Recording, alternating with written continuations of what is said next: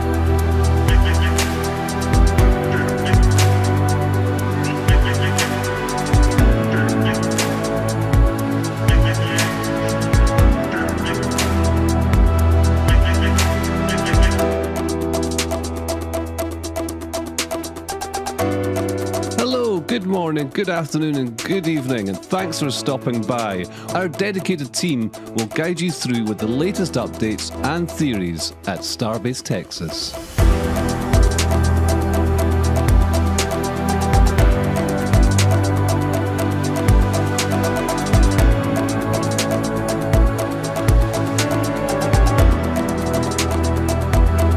If you're new to the channel, be sure to hit the subscribe button and the bell icon for future streams.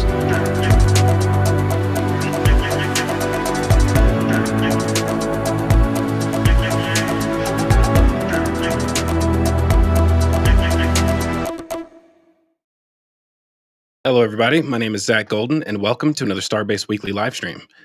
We are happy to join y'all today. As you can tell, things are progressing really fast at Starbase right now. We got some major tower stacking action over the last few days.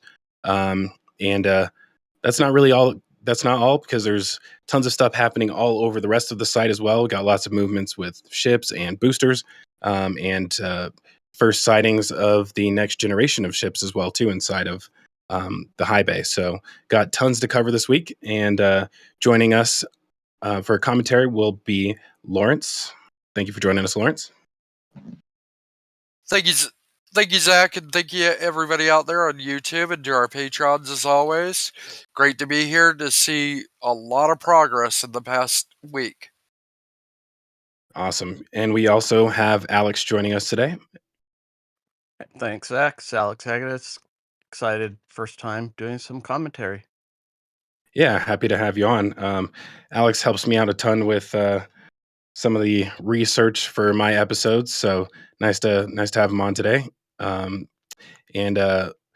Always good having knowledgeable people on the show with us, so that definitely makes things easier on my side, especially considering I've kind of missed the last 2 weeks of events. So hopefully y'all will be able to fill in any blanks that I happen to miss. So yeah, I want to thank everybody for joining us today. As y'all could tell, it was a little bit, I want to say hazy, but more like kind of cloudy in the morning when Mauricio did this flyover. So there's a little bit of shadows going on, but we got tons of images to scroll through, and for the most part can make out pretty much all the relevant details. So as I said before, we got tons to cover, and let's go ahead and hop on into it. And this week, as always, we're going to start over at the Massie's test site, which got less boring this week thanks to some action going on out here. So as most of y'all who woke up and kind of checked X or something in the morning probably know, ship 30 has moved. I had to think about that for a sec. Ship 30 has been transported out to the Massie's test site this morning. So as of right now, this photo is already outdated, and Ship 30 is currently sitting on top of the flame trench waiting for a static fire test. So that's exciting. Ship 30 was had already previously performed its static fire test before um, Flight 4. I think it was the last ship to do a static fire test on Test Stand B before it was demolished. But since then, they've stripped all the tiles off of Ship 30 and replaced them.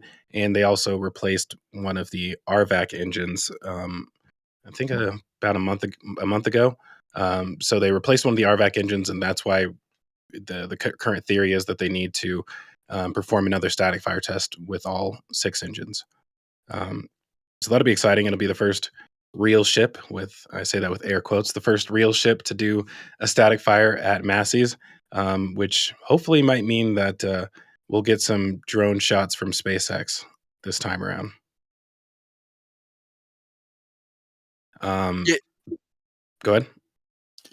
yeah, I was just going to say it'd also be nice for them to know with a fully tiled vehicle how they're going to perform on the new static fire stand versus the old test stands. Right. Yeah, I think that'll be an interesting thing to look out for, as always, to just make sure all of the tiles actually remain in place after the static fire is completed. That's always a good test of the quality of installation, and especially having to replace all of them on such short notice and over a very short period of time. It's probably a good idea to check beforehand to make sure all of them are going to stay attached during this ship ignition, essentially. What do you guys think? Do you think they'll have any issues with that? Want to place any bets? I think it's going to go. I think that's the primary reason why they're doing an actual static fire, is to validate the tile installation pre-launch attempt. Yeah, I definitely agree with that. I think they want to, especially with the new tile or heat shield method that they've applied on Ship 30 and look like they're going to apply on future ships. I think they want to validate that not only the static fire stand will not cause as many issues as the previous ones, but that the actual heat shield method application has worked.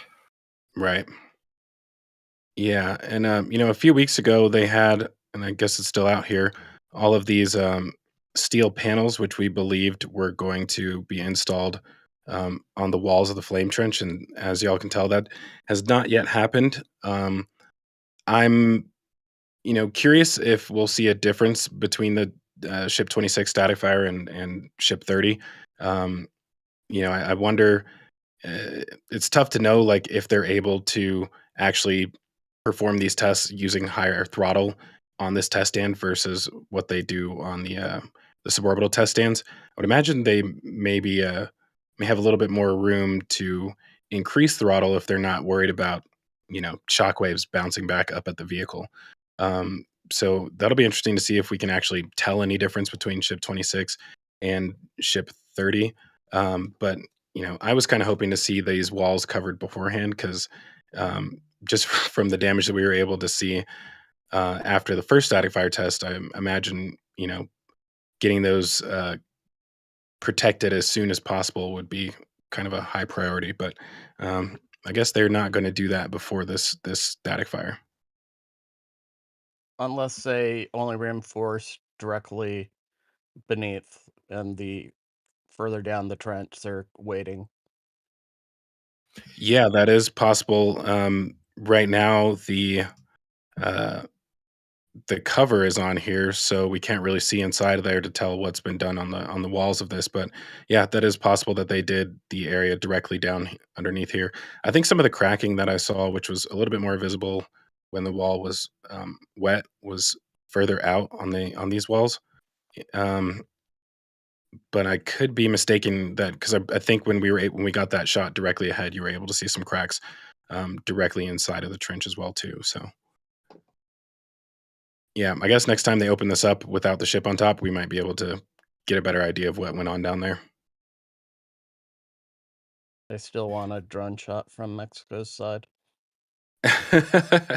Yeah, that's what I'm hoping. Well, I mean, that would not necessarily be the best considering, the opening of the trench is coming out to that direction. So I guess if it was, over to the left or the right a little bit, that probably wouldn't matter as much. But I guess, depending on which way the wind's blowing, you could end up with a steam cloud um, passing over the drone. So that wouldn't be very ideal.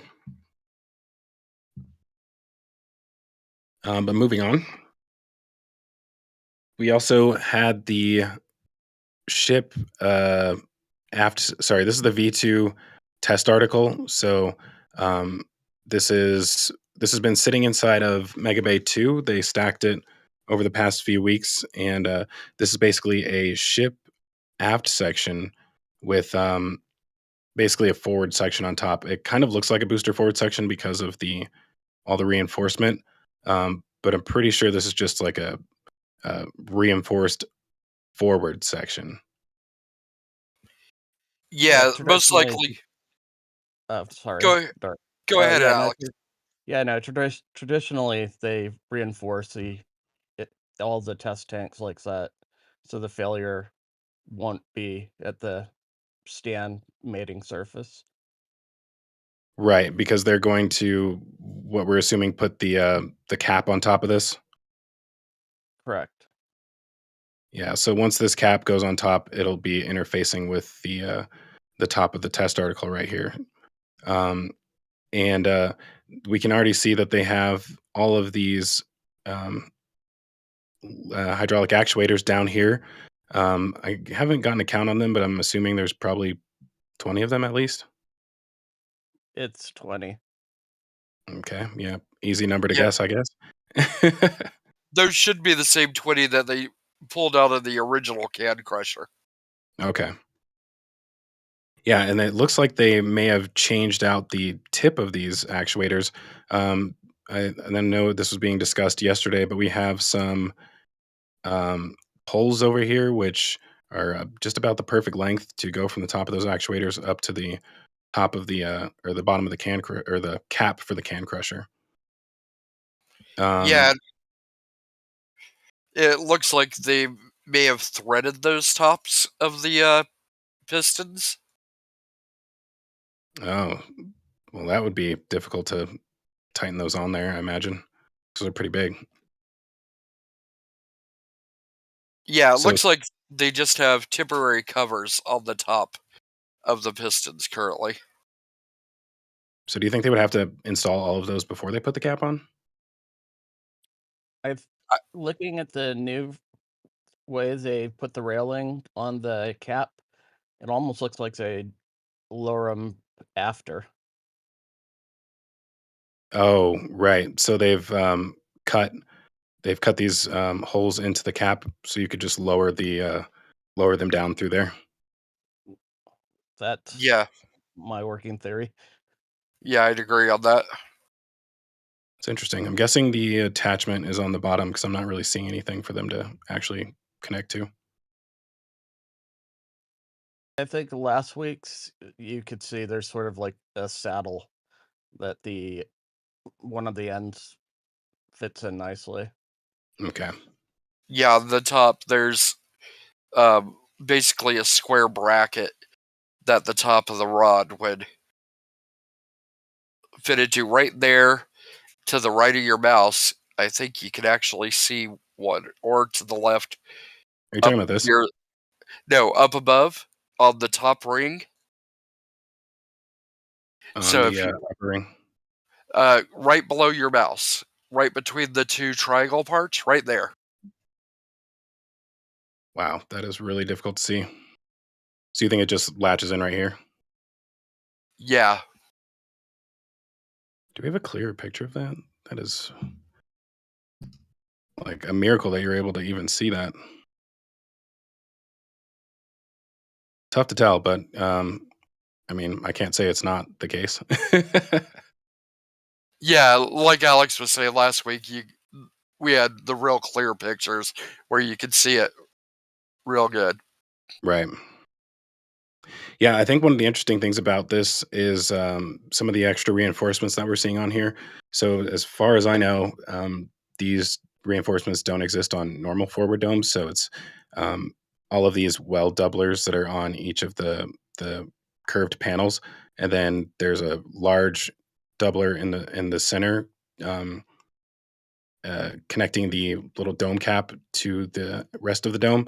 So it seems like this may actually be part of the test as well, too. I can just barely make out that there might be some um, strain gauges right here. I'm not sure. Kind of Yeah, crazy to even that's be able to see that from this far. yeah. This is the second dome we've seen with this kind of welding pattern. The first is sitting behind the Star Factory in the new quote unquote ring yard. Okay, yeah, I do remember that one, but it doesn't have it's not finished, right? It has a bunch of cutouts on it or something. Let me But yeah, looks like that was their first test of it. this one right here. Let me get a closer look on it. Of course, we got some shadows happening down here. So that's this one right here. Yeah, Okay.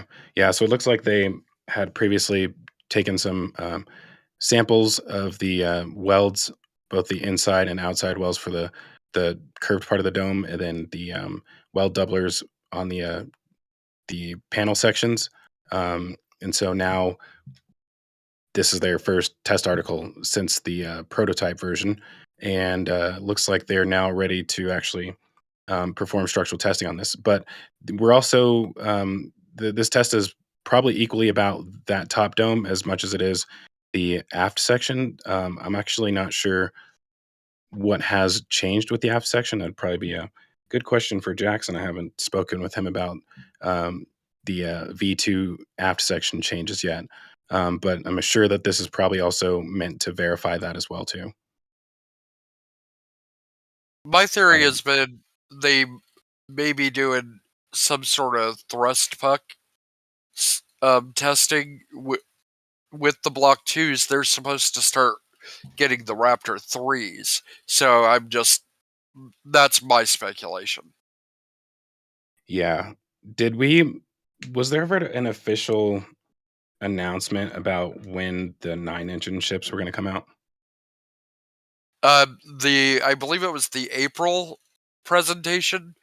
Elon said they were going to do them on Was that a Block V3? 3. Okay. Yeah. Yeah. The funny thing is, I guess other than um, if we had looked at how this is set up below for the thrust puck, we wouldn't really know whether or not they've moved on to 9 engine ships because we've never seen this thing upside down. So I think the first time we would ever actually learn about it, if they did switch, would be either during a static fire test or the first time it's stacked on top of a booster at the launch site. That'd be the only time we actually see underneath it. I Yeah, mean, we may be able to see it on a rollout, but otherwise, yeah.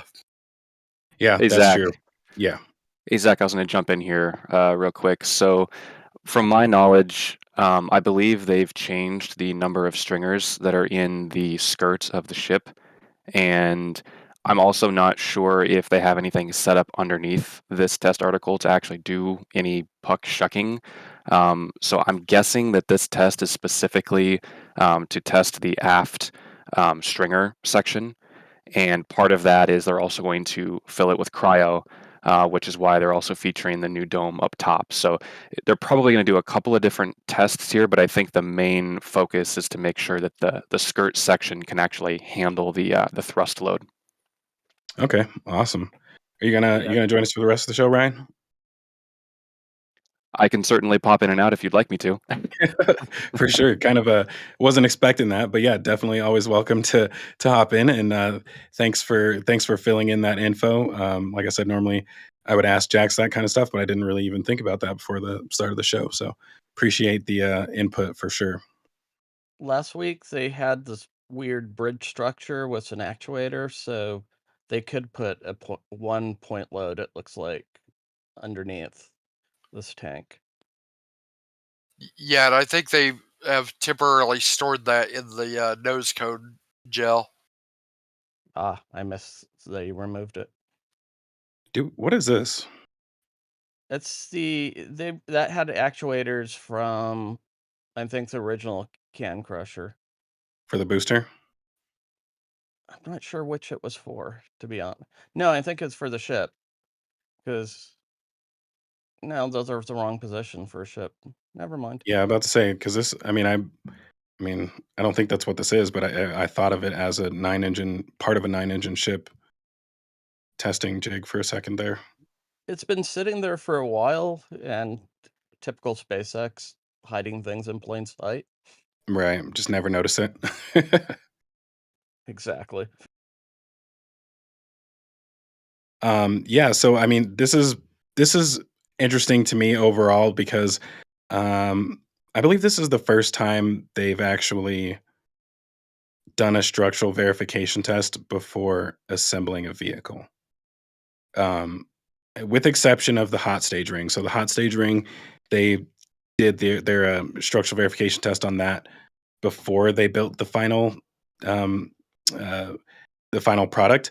But for ships, like each version of the ship, structural verification testing has usually come after the vehicle is already assembled, and that's true from like the SN5 and SN6 testing days through the um, suborbital testing phase, and even with ship 24 through 30, like everything within those groups of vehicles, all of that structural qualification testing came after the vehicle was already fully stacked. And like a good example of that is the payload section of the ship, which, as you all know, ship 25 or ship 24 and ship 25 were already fully assembled with their payload bays before they finished the structural verification testing and ended up having to weld those doors shut. So I think this is a nice turn of process, I guess, since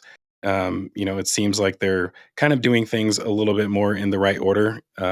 They haven't fully stacked a version 2 ship yet. They've at least started with the the nose cone section of, I believe it's ship 33. So we'll talk about that when we get to the build site. But yeah, it's nice to see this change in process. Do you guys have any other comments on that? It always seemed they were testing it just before flight to cover their butt. Right, like we need a launch license, so we're actually going to need to structurally verify all of this stuff that we've already built. Here's the check mark. Maybe this is like a Gwen Shotwell kind of change, Sounds like something she would do. Like, we should reverse the order of operations here, guys. Yeah, I think I think this actually might be a Kathy Leader's change with that NASA experience. Yeah, good point, actually. That's a very good point. I just look at test 1 where it did cartwheels, that they overbuilt everything at first. Right. So moving on, what else do we have at Sanchez? Massie's. I think since the last time I was on the show, they finished this little canopy area that they got going on for the unknown building out here. I Yeah, imagine that's probably gonna be like just a good lunch spot so they can sit outside without the sun. Yeah, shining that down. or a nice covered loading dock. Yeah, that would make sense as well too. Other than that, I don't know if we have any real updates at the Massey's site. We're still waiting on these 3 tanks to come in, and they don't appear to be showing up anytime soon yet. But other than that, I don't think there's really anything else at the Massey's site, unless I'm missing something. Nope, Just no work been done on the Mystery Center for probably the test stand. What do you Right. mean? Right Oh, yeah, between, this thing? yeah. That's Yeah, the it was only interesting thing here. covered up for a while, then reemerged looking the exact same. Right. Pretty much. Well, I guess the speculation can continue on whether or not this has something to do with a 35 engine booster. I personally don't really see like why a 35 engine booster is actually necessary anytime soon. I mean, I feel like the upgrade to Raptor 3 alone should be enough to cover whatever additional thrust they need. Um, yeah, I personally think that the 35 engine booster is kind of just like a thing that you put on paper just in case you eventually get forced to add two more engines. But I don't think that's like actually something that's in their near term goals or Yeah, plans. I don't think a 35. I mean, you'd probably have to only have 5 center gimbaling, so you would need Raptor 3 at a minimum to control it with that few engines. I mean, as cool as I mean, as reasonable as it is to only need 5 engines for thrust vector control, I would kind of miss the videos of TVC actuation on the booster with all 13. Oh yeah. Yeah. All right, so moving on. Actually, before we do, Astro Joe, I want to make sure we touch on any questions for Massies that we may have, and also any donations that came through at the start of the show. Yeah, absolutely. And you forgot about me at the start of the show. I did because you weren't supposed to be here, and then so I forgot. I'm sorry about that. Got you covered, buddy. Good to be on with you, Zach. I want to thank Wilbo Baggins for becoming a RGV flight supporter, and we had a gift train from Yap Kuipers, Methane Man, Callisti Ali, Jake Winlow, and Toby Woby, all gifting 5 memberships. That is awesome support. Thank you for keeping RGV in the air. Ironclad with a 1999 super chat. Thank you very much for that. Kanan Copeland asks, are there going to be more levels to that test stand? Looks Yeah. like we'll get one more. Yeah, but it's weird though because did they cut off, or they just okay? They didn't cut anything off here. They just put a temporary cap on these. That's what it looks like. Yeah, there's Keep the some bird, ground keep the birds photos, out. and they just look like tacked on sheet metal. Yeah, guess it's a good idea to keep the birds out of there. But yeah, they do have an additional level that is being assembled right now, and I mean, it still looks like they could add on another one after that. So we don't know if this is the final form of this thing, but they are about to start assembling this. It looks like. I don't think, obviously, they don't need it for this current test, but I think the fact that they are preparing to finish this right now means that we should probably be on the lookout for another test article soon.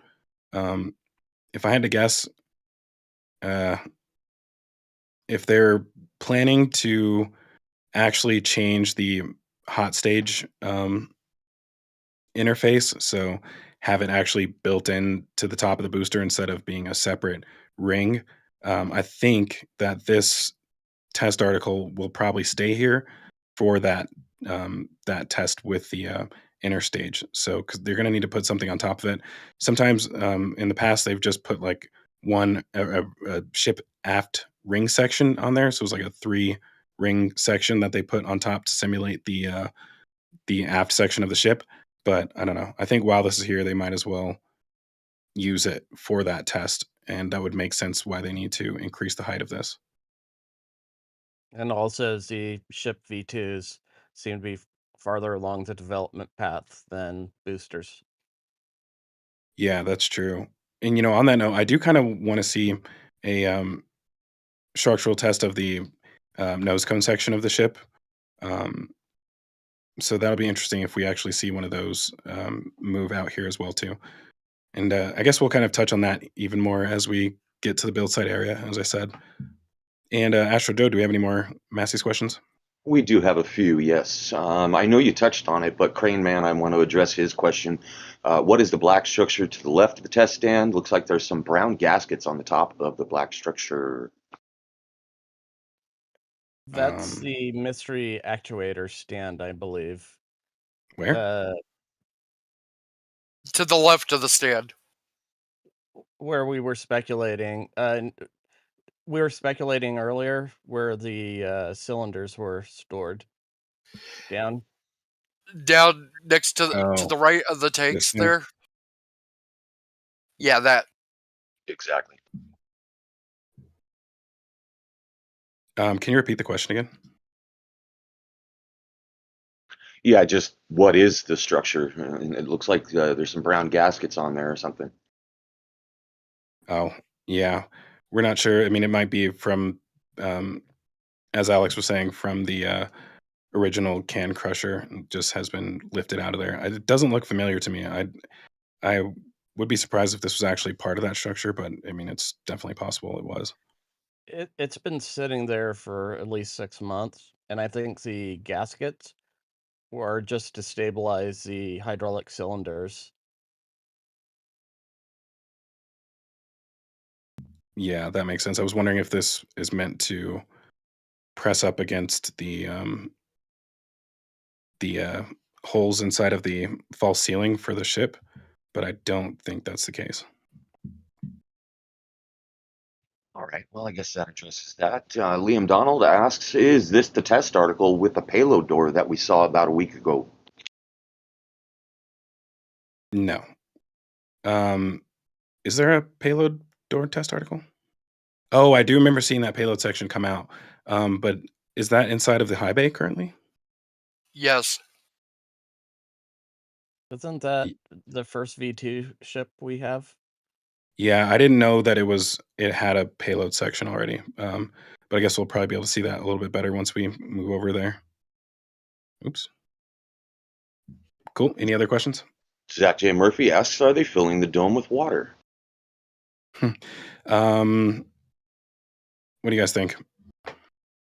I think it's going to be cryo, honestly. Cryo and/or gas. Yeah, I would expect that as well. I just don't see a vent up here anywhere. That's why I'm leaning towards gas. Right. Yeah. All right. I want to thank Miss Jax for gifting the membership just now. Thank you very much. Symmetry asks a question about a V2 Starship with the flaps more leeward. Will the 2-point lifter still work, or is a new lifting system needed or in the works? Oh, that is something that we will definitely cover as soon as we get to the build site as well too. We had some updates for that as well. So just stand by for like, I don't know, 15 minutes and we'll come back and answer that question. For sure. Sounds good. Liam Donald, this is the last question I'll take on Massie's. Will they keep the nose cone jail, or does the new test rig have all that functionality as well? What do y'all think? The jail's gonna stay. Yeah, I'd agree. Yeah, I suppose if they were going to get rid of it, they probably would have started taking it apart by now. But I guess you could also say the same about the can crusher down here, which they have partially disassembled, but it's still alive. So They strip for parts. yeah. So I mean, it looks like it's. I would say it also looks like it's staying here for a while. Yeah. Cool. I would think Well, the loads would be different between the two testing regimes. yeah, you mean like as far as wanting to do a verification test on the new flat mounting points? Exactly. Yeah, I would agree with that. That's one thing I was kind of hoping to see. And that's why I'm curious if the one inside of the high bay is a real ship or if it's just a test article. But I think it's kind of leaning towards a real ship right now, given that it has all the tiles on it. So yeah, cool. All right. Well, I guess we will go ahead and swap over to the Sanchez site. And the Sanchez site is super busy these days. There's all kinds of equipment in here now. I remember not so long ago we were talking about how there was just too much open space here, but they've pretty much filled everything now at this point. This is about as full as it's going to get until, well, if the launch mount ever shows up. That'll be the only other thing that we are probably the only large item I would say we're expecting to show up here at some point. But yeah, we have all of the. Okay, I was hoping that was going to be a closer view, but it wasn't. Let me grab this one. So yeah, we have all of the tower sections here as well. Now that the first two sections were installed, they brought the last two over, I think, last week. And now we have both sets of chopsticks here as well too. And the carriage kind of seems like it's in the middle of nowhere right now. Imagine this was probably supposed to move somewhere over here, but these tanks are kind of in the way of it getting to where it needs to go. So they just parked it in the middle of the street. Um, but yeah, good to see all of this stuff on site. And it's also just kind of crazy as well, seeing, you know, a full tower just sitting in this lot over here. And in a week, a third of it disappeared and was stacked. Yeah, that's true. I mean, and they're moving very, very fast on this. A little bit faster than I was expecting, I would say. But I think I will still hold my opinion that it's not going to be ready as quickly as people think it will be. There's still tons of work that's left to be done on it, even once the stacking process is through. But as of right now, I think we were expecting the fifth module to be stacked by July 27th. 6th, actually. Yeah, that's not going to happen. It might. And the reason I'm saying that is because right now we have a closure tonight for module moves, and 4 and 5 are really close to being ready to roll from what I saw this morning. Yeah, so on okay, hold on. That's This 4. is 4 or this is 4. Yeah, that's 4. And they were actually welding on the hinge point this morning. Right. So they got the they have all the scaffolding up on both sections, and they're still lifting a few items in there, it looks like. But it, as you're saying, it does look like it's pretty much ready to roll. Um Yeah, I mean that's a kind of a lot to pull off within 5 days, but I think you have a day for moving and rigging up, a day for actually lifting, and then I guess potentially you could do that same process in oh, sorry, I think there's a whole nother day of installing bolts. Yeah, so I would say 3 days total for each one minimum. I don't know, it kind of seems bolts have been optional. They've installed they haven't installed all of them on the third section. I didn't Yeah. look today. Yeah, what I've been saying is as soon as they get it stacked, they start working on the bolts. Right. Yeah, they've been doing a ton of work on the base of the tower as well, which we'll talk about once we move over to the launch site in probably about, I don't know, a half hour or so. But oops, sorry. Keep trying to find a better angle of these. Another thing that we've seen this week is some I want to call it scaffolding, but it's more like netting that they've been installing on the edge of the tower to prevent items from falling, which is really nice to see.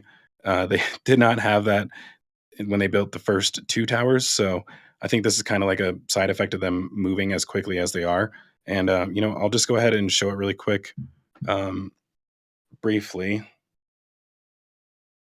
So you can kind of see it in this image right here. Okay, not that side of the tower. So right here on this side of the tower, you can see the fall netting that has been set up here. So I think this is as much for people as it is for equipment. So you don't want huge bolts falling down to the ground when you have people working down below. So they are constructing those at the Sanchez site. There's, I think, 3 of them right here and a pile of frames for an additional one. Let me see if I can get a better close-up of that. Not so much. But yeah, you can see at least 4 different piles down here. Hopefully you can make that out pretty well. There's so many images that it's hard to find the one that's going to be perfect to show this. So bear with me here for a second. Yeah, and as of this morning, they have at least 3 of those installed now. Yeah, I guess this is about as good as it's going to get. Yeah, I was trying to count how many are right here. I think there's 3, but it's tough to say for sure. That pile looks slightly different. I just noticed. Is it just because it's turned the other way? It's the big sort of square inside the rectangle. Yeah, Yeah, I that. couldn't tell if that was something on like a completely different piece separate from this. That could be it as well. Yeah, a little tough to tell right there. Yeah, the lighting shadows are a little different than we're used to. For sure. So moving on elsewhere, there are some interesting items that are being assembled down here, and this is one of them that has just appeared. I'm not sure. Was this here last week? The pieces had been sitting there for about a month, right after the last show you did. Okay, and they've just now got it assembled to this point. Exactly. Cool. Well, yeah, this appears to be some sort of jig for the Star Factory. And while we don't know what it is for sure, we do have some ideas.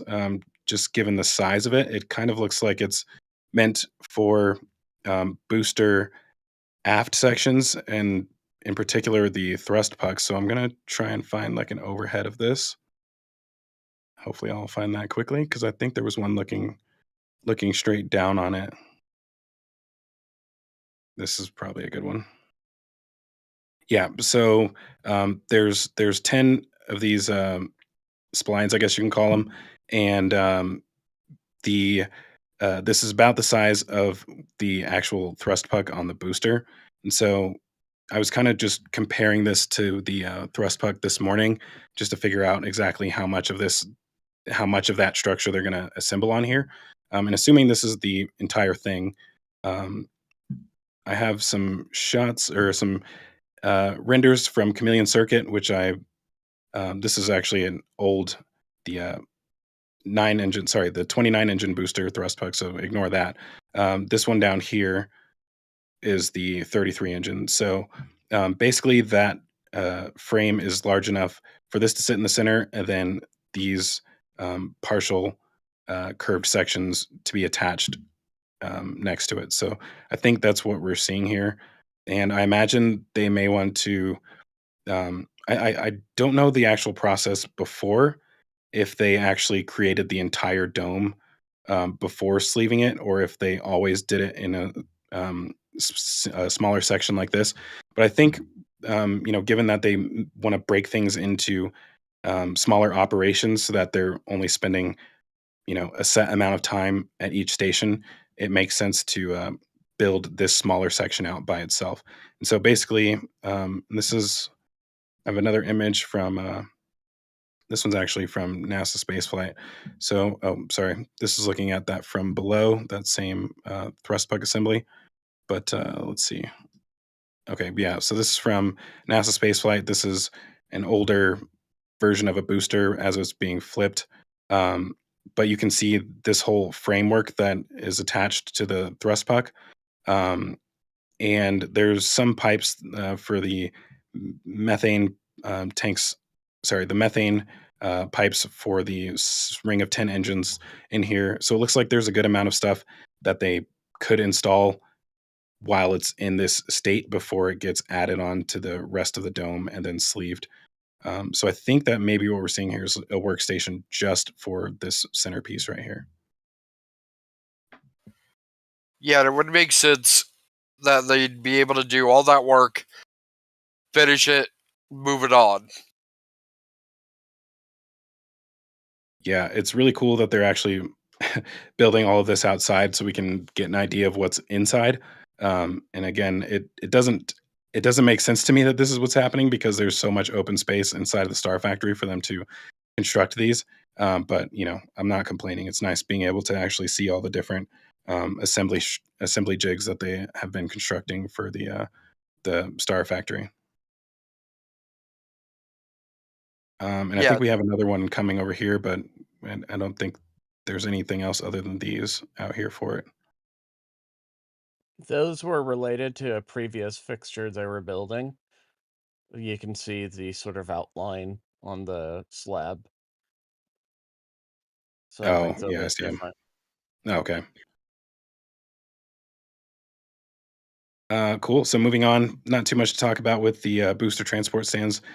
Still have one fully completed and the other waiting for all the final touches. But yeah, still, I think a long time from actually needing this. So it's probably going to sit there and continue rusting until it looks like a tiger or something. Yeah, it's kind of what it looks like already. Yeah, Yeah, that's some deep rust on that thing.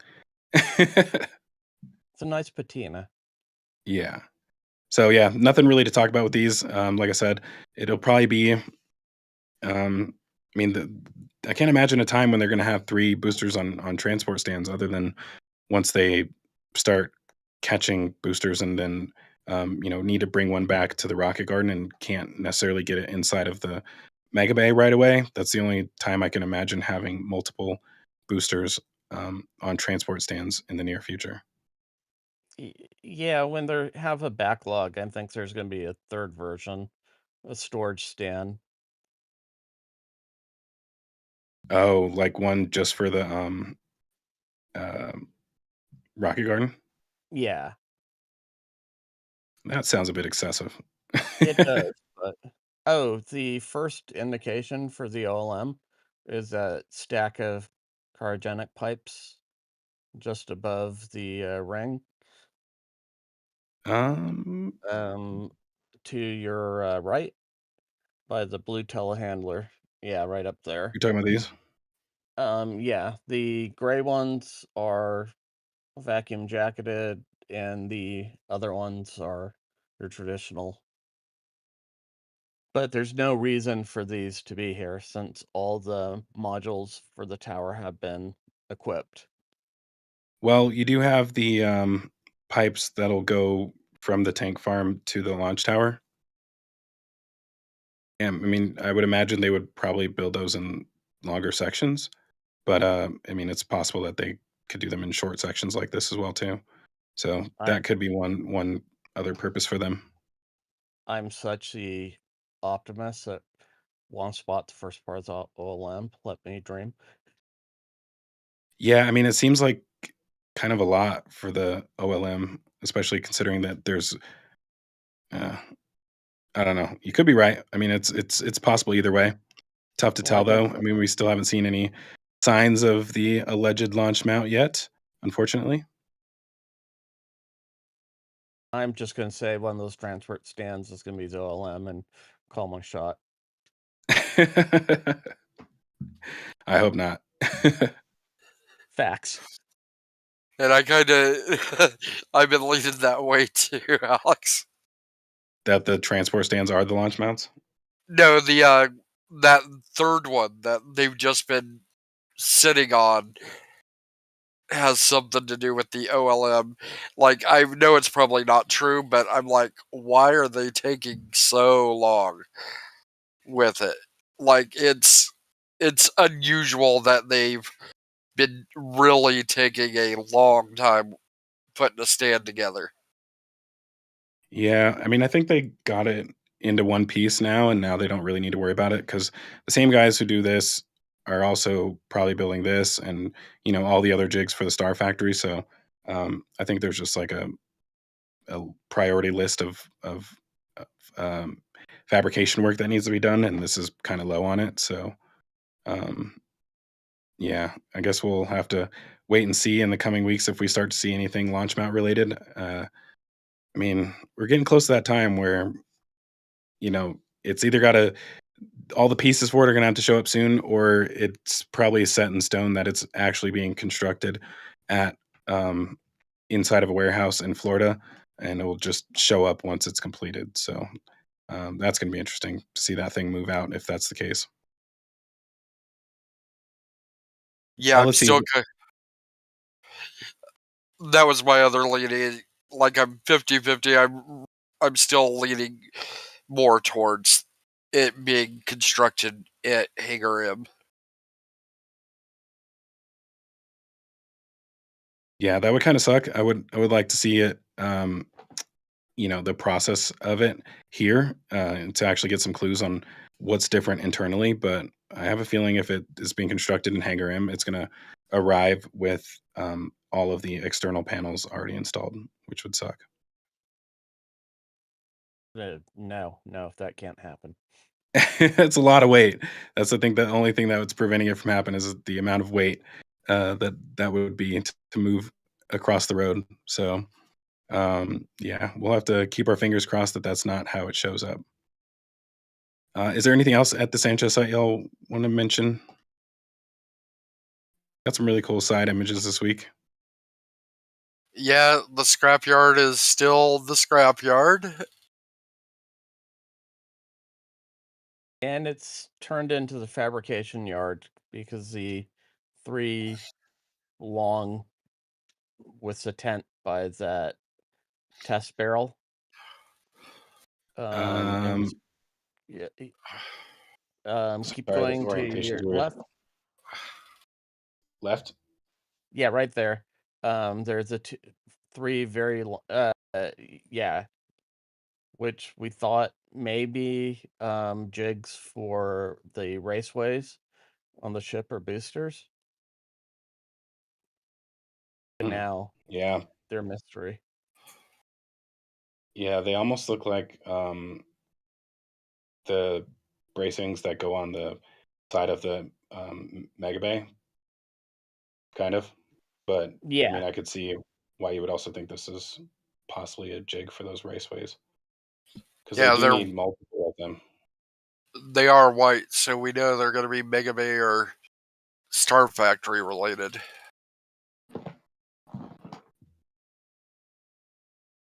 Cool. Anything else down here? Same old no. random ring yard. Yeah, all we know is the inventory racks outside are getting cleared out. Yeah, so we do have this one that's been kind of cleared out, and I think just the general amount of stuff out here is kind of decreased a little bit. Kind of tough to tell, but I don't know if that means that they're moving things into the Star Factory or if they've like kind of reorganized this tent so they can fit more stuff inside of it. I think it's all V1 stuff must go, and they're on their 70% off sale. That makes sense. I do wonder how much extra equipment they have for like V1 on site. I imagine they mostly only produce things that they actually plan on using. Yeah, but a lot of their stuff was being assembled off-site and shipped, so True. Cool. Well, yeah, let's go ahead and move over to. Okay, that's not where I wanted to go. The build site. Got a bunch of questions for Sanchez there, Zach. Oh, okay. Sorry about that. So Missing Tools asks, what are the 2 rectangular boxes on the roadside of the smaller fab building next to the GSE fab building? Trench boxes or cofferdam? Oh, I think I know. Those were the one we've saw them once at the launch site. They were You're talking about these? transporting pipe work. Yeah. Yeah, those were the pipe carriers. All right, that For explains that. Question from Seismic. There is what looks to be a partial tower segment on the ground on the stand nearest the GSE building. Do you know what that is?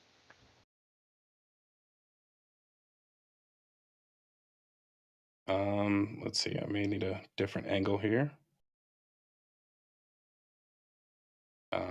That's probably not going to do it. It's really difficult scrolling through these sometimes.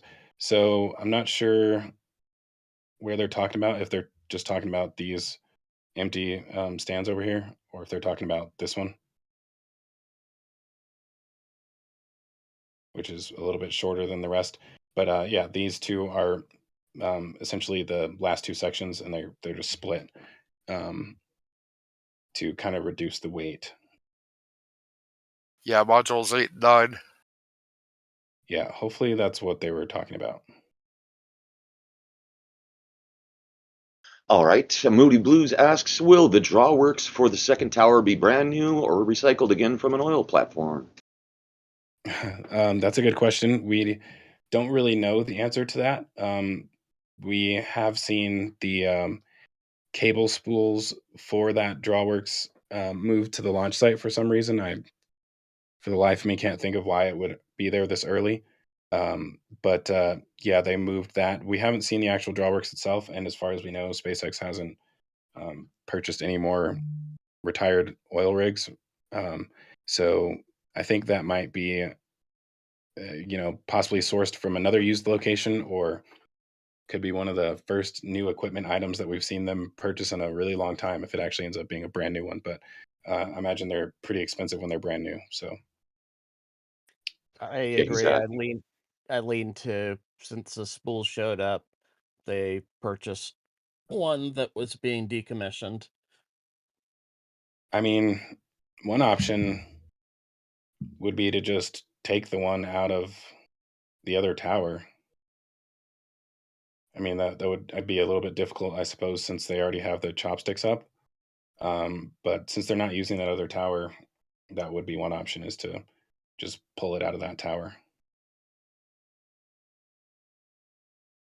It'll get used here faster. All right. And I want to welcome John Depker back to membership. Thank you. And a shout out to Victoria as well. Liam Donald asks, any sign of the ship QD yet? Nope. Nope. Yeah, Good that is news. still at Roberts Road. Rusting Tom- at Roberts Road. Say All that right. again. Rusting away at Roberts Road, because ever since they assembled it, it's just been sitting there. Yeah, a bit surprising that they didn't move that here. I mean, I think we've kind of been expecting it to change a little bit, especially with a taller V3 ship and booster. But as of right now, they have not moved it yet, and who knows? I mean, they could just save that for the same time they move the launch mount. I'm That's of the opinion they added the extra hinge point, so the new one's going to, where it interfaces with the tower is going to be different. Yeah, I originally thought they'd move it with the OLM from Florida, but after the last flyover I saw of Roberts Road, it looks like they've abandoned it at this point.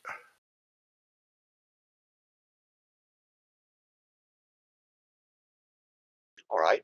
Tom 8 asks, could you point out where the elevator shaft is located in one of the tower parts, please? The elevator shafts, the columns for the elevators aren't installed until after the tower sections are stacked. So when we go to the launch site, I'll be able to show one of those inside of the actual tower, but they don't put them in at this point because there's not really anything to attach them to. But I just thought of one more thing, and I think it was in this area.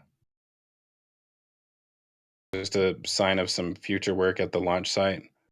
Yeah, so right here, it's tough to see from this angle, but there's a ton of cable trays right here, and so they're still disassembling a lot of the stuff where the old liquid oxygen tanks and the liquid nitrogen tanks used to be.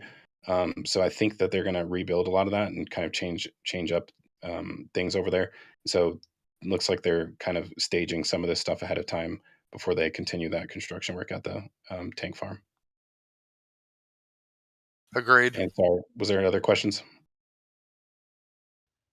That's all I got that's relevant for Sanchez. We can go ahead and move on. Awesome. Cool. Well, we'll move on to the build site. And as we were talking about earlier, this is ship 33, which is being stacked inside of the high bay. So right now, this is sitting on top of. Is it sitting on top of the payload section? It looks short. Yeah, it should be.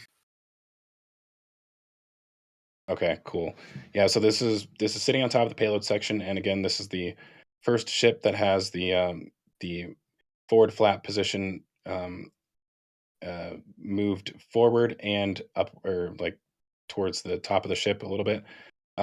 So yeah, this is really exciting to actually finally see them stacking V3 related items, because we've kind of been waiting for that for months. It's been a really long time since the last time they've stacked a ship. So I guess V2, not V3. Just would clear that up.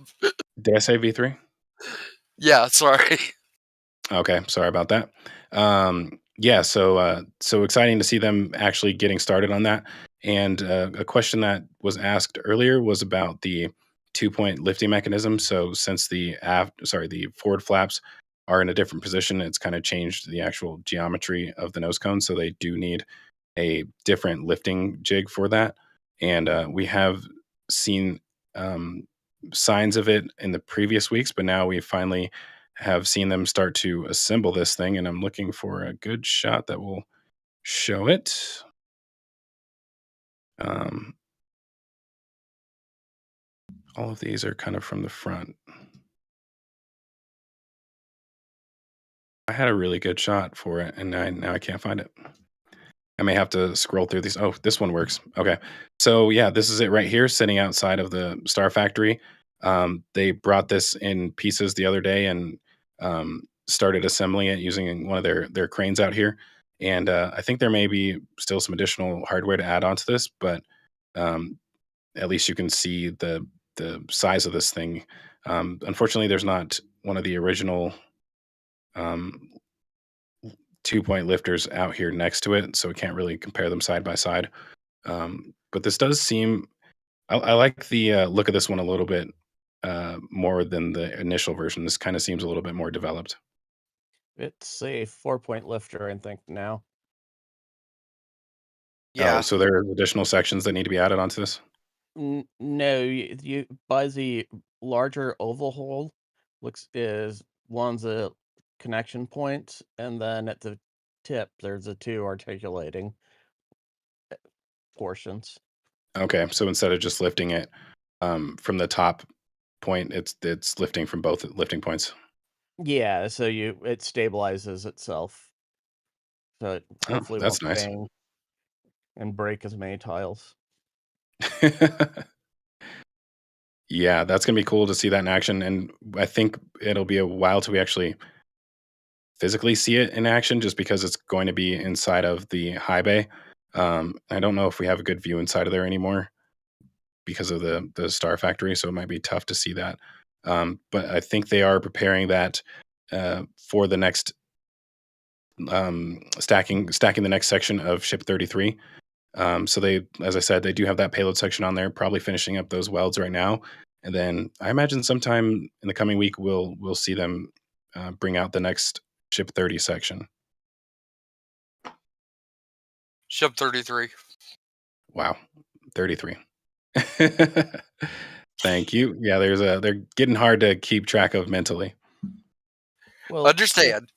it's funny because it's version 2 33, and there was a version 1 33 that they scrapped its nose cone. Yeah, I wish at some point the naming scheme will change up so it'll be easier to remember them. Like just restart over at 1, you know? Or add like a 2 to the front of it. Yeah, I agree. Yeah, so over at the Mega Bay 2, not a ton going on in here. They've I think finished the interior of the last engine install stand. Actually, I think there was some pieces still at the Sanchez site, so maybe it's not fully configured yet. But I think in here right now, is this what's back here? Is this 31. 31? Okay. So ship 31 was in here at the time of this, and ship 33, sorry, ship 30 was in the high bay, and that after this flyover moved to the to Mega Bay 2, and then they put it on top of the static fire test stand and sent that over to Massey's this morning. So all of this has already changed, and they've moved on to static fire testing with ship 33. So hopefully, wow, ship 30. So hopefully we'll see that in the coming days. I really have to think about these names before I say them. I can't just like throw them out like I used to. There's too many threes. I agree. Any other production yard stuff that we wanted to touch on? There's two grid fins right next to that barrel, to the left, right there. Those would be for booster 13, right? Yes. Okay. And the only cool thing is they have their own sort of transport stand.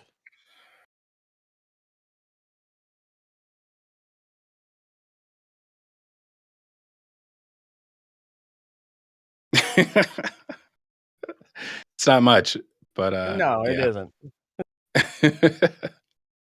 That's funny. Yeah, the old rig yard is, instead of steel rings, it's pretty much concrete rings these days while they finish the drainage. Yeah, and they've looks like kind of finished most of the stuff from here up, but now they're working their way down on this side right here in front of the actual factory. I think I have to switch to Star Factory images to kind of see that from the angle I want to. There are a ton of images if y'all can't tell, and if any of y'all are new members to the channel, all of you who have received gift memberships today, you should have access to all of these images so you can go through them yourself. If there's anything that you wanted to check out closer that I haven't stopped on, that's the best way to do that. And while we're at it, if y'all haven't already, please do us a favor and hit that like button. I think there's just over 1,000 of y'all in here. So if we could get ourselves up to, I don't know, let's call it 600 likes, that would be awesome. I actually forgot to do it myself, so I just reached over and did that. But continuing on, yeah, so the drainage that we were mentioning just goes through the front up here, and it looks like this is kind of the last of the, I guess I want to call it like the driveway section that they need to finish. This is pretty much, instead of a ring yard, just a giant driveway. Unfortunately, Yeah. I think there'll be a ring yard soon enough hidden from us. You think so? You think they'll actually park rings out here? Yeah. I guess I could see that, just like against the wall. But I mean, they already do have spots like right in front of the bays, so I imagine maybe there's not necessarily a need for it. I guess maybe on this bay, because you don't want to block the traffic through here. So yeah, it's possible they could start staging rings out here again. Yeah, I can see boosters still being staged outside like they're currently doing, but I think ships are just going to go straight to Mega Bay 2 once all that construction is finished. Right. Yeah, and that was one thing we haven't mentioned, because it's a little difficult to see it from the air. I guess you can kind of see just barely all of the framework that's going around up here. So they've added floors on pretty much every level of this Mega Bay. Hopefully, maybe next week we'll have some ground images so we can take a look at the progress of that, because you can see it pretty well depending on the time of day. Cool. So I guess unless we have ring yard questions, I'm going to move over to the Star Factory. Yeah, I got a couple questions here from Torsten Gaddick. If ship 33 is welded and stacked in Mega Bay 1, does this mean Mega Bay 2 isn't already aligned for welding? So I'm guessing they meant the high bay. And yeah, that's a good question. So there are 3 engine install stands in here, and then I could be wrong, but I don't know if there's an actual workstation. I don't think there's an actual workstation in the front right corner yet. But but they do have at the Sanchez site. There are still a turntable welding station out here, and so I think this is waiting to go inside of Mega Bay 2, but they have not done that yet because they're still having cranes in and out of here, installing all of these work platforms. So I think that kind of would just get in the way. And I could be wrong, but I don't think there is a workstation here yet. But once there is, I do think you could have 2 welding stations back here, one in the front and then another one in the back. So you basically have the ability to stack essentially 2 ships at a time, if the space works out that way. So I think it's still just a matter of time until they stop using the high bay, but we haven't reached that point yet. Agreed. All right, I wanted to address a question from Seabreeze, QD arm follow-up. Your thoughts on a new design to accommodate different elevations? Oh, I don't know. I haven't done any 3D work in a long time, so it's hard for me to say what I think about that. I don't know. Is Ryan still with us? I am, yeah. I was actually just going to jump in and mention that something that we discovered the other day is that, not sure if it was previously covered or not, but there are multiple, points for the arms to connect to the new tower sections. Originally, there were only 2 on the first tower, and on the sections that they moved over from Florida, they actually have 4 connection points. And so the initial thought was that there are 4 because they might move it up, 1 truss section. And I guess when I'm talking in those terms, I'm talking about here on the tower section, we can see like 3 truss sections with the diagonals there. So there's there's the pivot points that come out. So there's those, and then there's the 4th one there on the left. You can see it right at the top of that section. This one right here? Yeah. So they have the ability to technically attach the QD arm to, either pair of those, which technically it's every other one is the way it would kind of work. But the weird thing about these sections is that it appears that the points that they added are actually lower. Which originally I think we were thinking they were higher. I believe they're actually lower, and so it's a little confusing since it kind of implies that the QD arm would be much lower, and if the tower is slightly taller, then that would mean that the orbital launch mount would have to be much lower. So the constraints here are a little funky, which kind of leads me to assume that the QD arm is going to be kind of a completely different design, that instead of kind of being flat at the top and having kind of a part that is diagonal that comes down, like the actual truss structure of the arm, it kind of seems like the whole arm is going to kind of stair step up as it goes toward the full stack. So until we start seeing them assemble, it's kind of just a theory, but the connection points on the tower are kind of suggesting that the arm is going to be a completely different design, which is why they haven't moved the one from Florida over here. Yeah, I think my it'd be view, interesting if they use all 4 pivot points. They could, but if they want to have this tower capable of supporting version 3 down the road when the booster does grow a little bit, then I think they may want to reserve the ability to move the QD arm up the tower.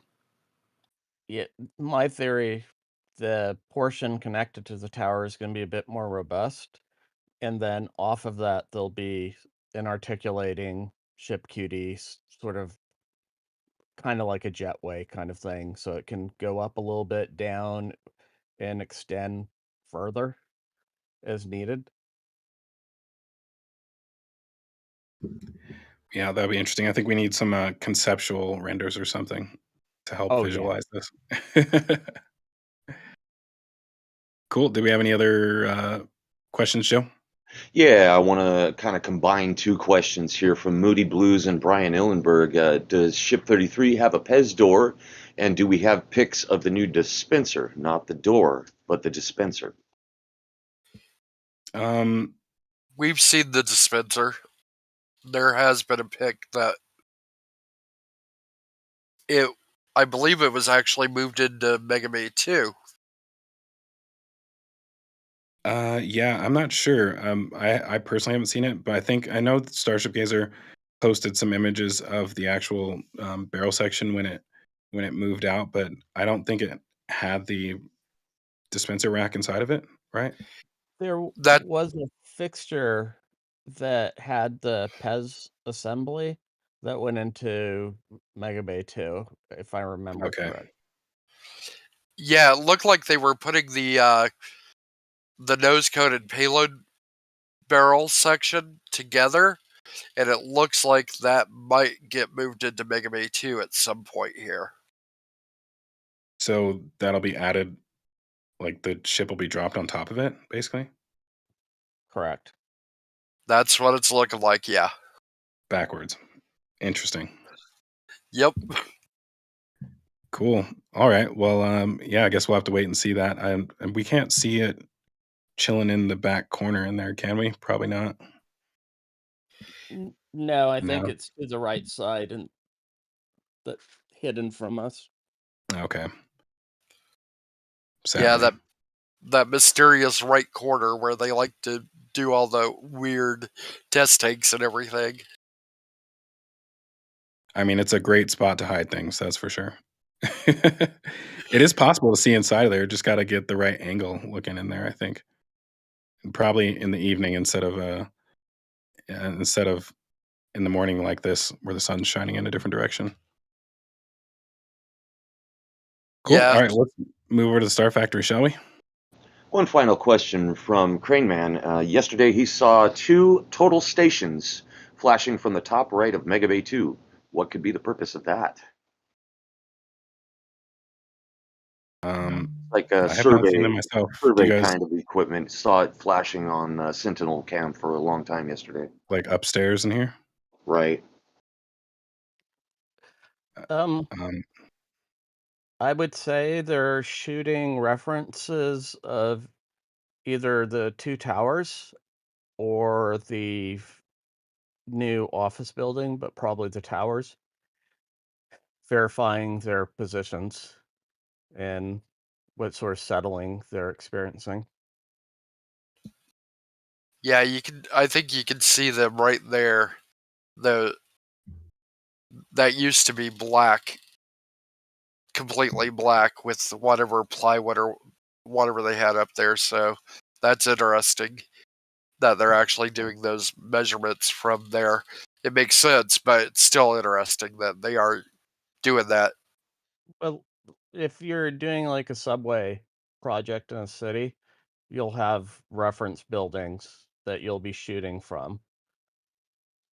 So it sort of tracks for a survey type. yeah, I've been curious why the windows are off on this for a while, but that makes sense. Cool. Were those the last questions? Every time I think it is, we have more, so I want to double check first. Exactly. I'll take one more question to Zach. Do you think they'll make the next Mega Bay next to the current one in front of the turf and not in place of High Bay? I want to see the high bay come down, but I guess it's possible. So, I mean, there's kind of enough space if you put it right here, but not really at the same time.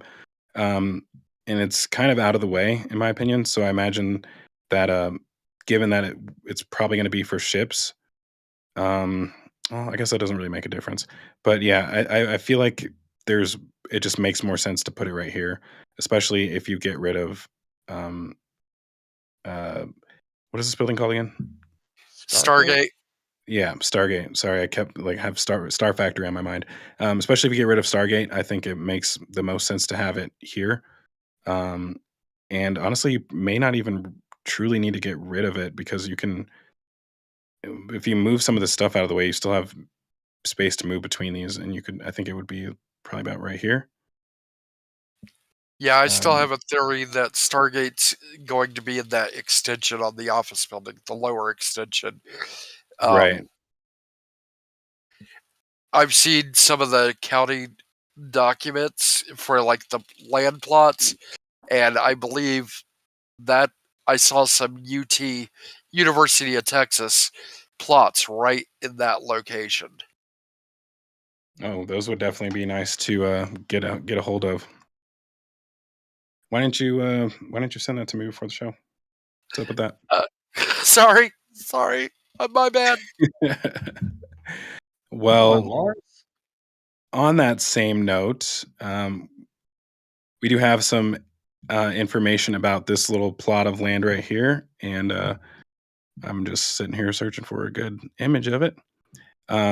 So unlike Lawrence, somebody else did send some pertinent documents, and so this was posted.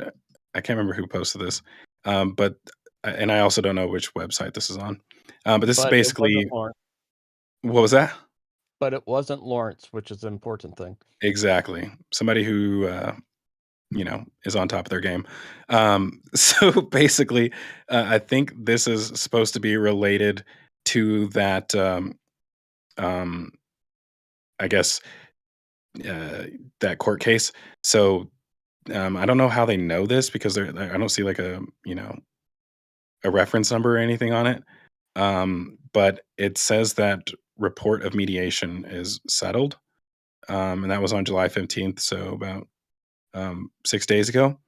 And that's interesting. It may be the case that they've finally settled on this, and that they will now be able to start constructing the remaining parts of the Star Factory in that area. And the interesting thing about that, uh, I mean, I would have to imagine that is the case given what we're seeing with the actual foundation pieces for the columns of the building. So in the previous weeks, we saw them put these foundations for over here in this area, like almost all the way up against the office building, and now we're seeing them over in this. I'm going to call it like a boomerang, but it's inside of the footprint of the actual office building. So that's interesting.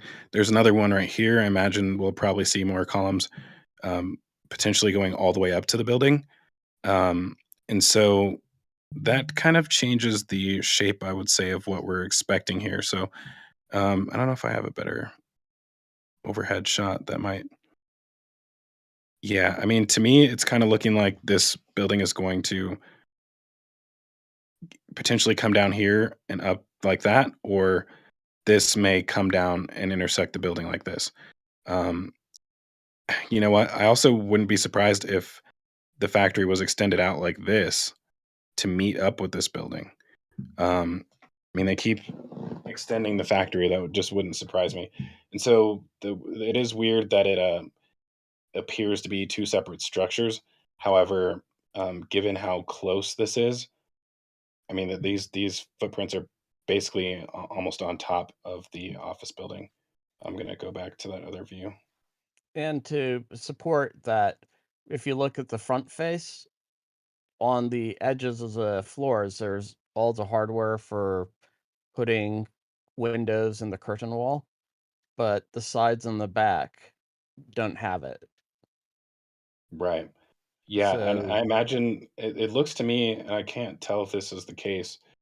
So you have posts for these columns like right here and right here, and uh, I don't know what this is, but I mean, maybe either they damaged the floor or they're going to put a column right here as well too. I think it's the lower footing for a column, and they poured the outside floor around it, so it looks like a big hole. Yeah, kind of ugly, but yeah, that does look like it's a continuance of that structure. You can almost see the line right here, so a line going up like that and intersecting with the edge of this building. So I mean, that's kind of what it looks like to me. That the curve of this building will just continue on down here, and so this would basically be like office buildings that on this side overlook into the factory, which would be awesome. I imagine from the top floor, you could probably see across most of the factory down in this direction. Yeah, Um, I Matter of think would fact, be I mean, once these walls are down and the walls in between these two are down as well, you could also see down into this part of the building as well too. yeah, no, there's the wall of Star Factory is going to intersect, and all of those floors stepping back are just balconies overlooking into the factory space. Yeah, and we can see that even better from this awesome side angle shot that Mauricio got for us. So not only can you see that they've already started building out the offices inside of this building, you can kind of see where they're not building them. So this kind of curves back like this. So this is like a big open balcony area, and I think we're probably going to see the same thing on this level too. Obviously, they haven't started this level, but I imagine we'll probably just see the same thing on all three levels.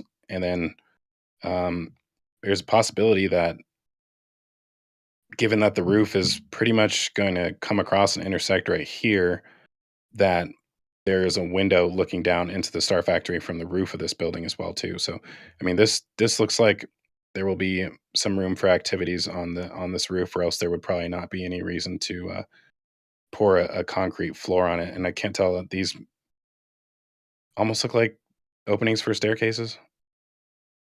They're I kind of think small so. for that. I think so. They are, but again, there's the outer edge. It'd be easy for them to add an elevator. Right, like right here. Exactly. Yeah, that would make sense. You could probably have multiple of them. I mean, because you probably have like a kind of like an indoor courtyard essentially in this area. Um, Man, this is probably going to be the coolest part of the building. I bet you there may not be much actual work out here, but there'll be like just cool things inside of this part of the building.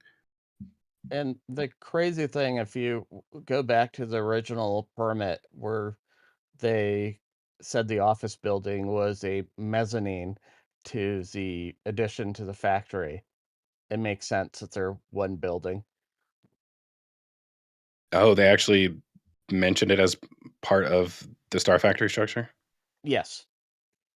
Okay. Wow. Yeah, that's pretty awesome. I mean, and Ryan compared this to the Hawthorne facility as well too, which kind of has something similar, although not quite as large. It does, but I usually only stop at Common Space, which is a brewery down the block from Hawthorne. Yeah, I would love to go inside of there one day. But on that note, uh, I guess we should mention the I guess news from this week, or maybe I think it was this week, where Elon kind of mentioned that the headquarters of SpaceX will be moving from Hawthorne to Starbase. And there's a lot of thoughts on that. I don't think it really means a ton other than on paper, kind of similar to what they did with Tesla, moving it from, what was it, Vermont? It Fremont, was, yeah, Fremont. No, California. but they were based out of somewhere on the East Coast for their Oh, Delaware. yeah. Delaware. Yeah. So I wonder if it's something similar to that, where there's not really like uh, physical moving of anything, but it's just like where the company is incorporated at.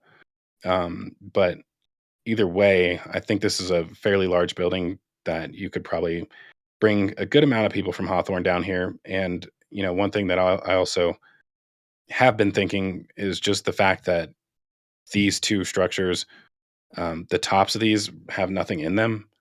Um, as far as we know, I mean, in at night when they have the lights on, we can see straight through it, so we can tell that there's not really anything up there in either of these two buildings. So that's a ton of floor space that theoretically, if you wanted to, you could make it a 2-level floor up there.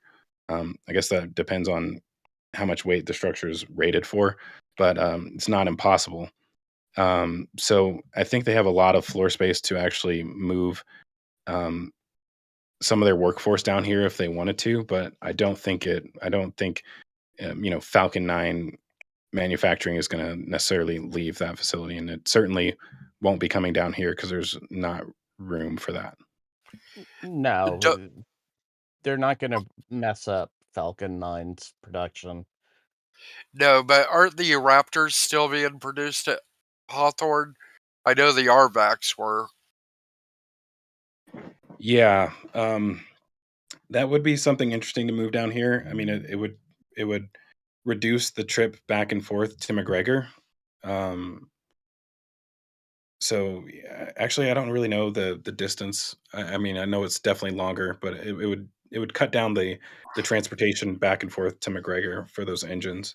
Yeah, I But I believe don't. it's about 8 hours from Starbase to McGregor by truck. Do you know how far it is from Hawthorne? That's like a 1,200 straight miles. through. It's about a 30-hour drive. Wow. Yeah, so that would cut down on that dramatically. And I mean, who knows? I don't know how large the actual Raptor manufacturing area is, but that would be interesting to see that move down to Starbase as well too. I don't see a reason not to. Yeah, we know they had originally built a Raptor production facility at McGregor, but we don't know if that was ever going to actually go into full production mode. Right. So yeah, I guess that about covers the updates from this area. I don't know if you guys had anything you wanted to add to that. There's some stuff behind the factory. Yeah.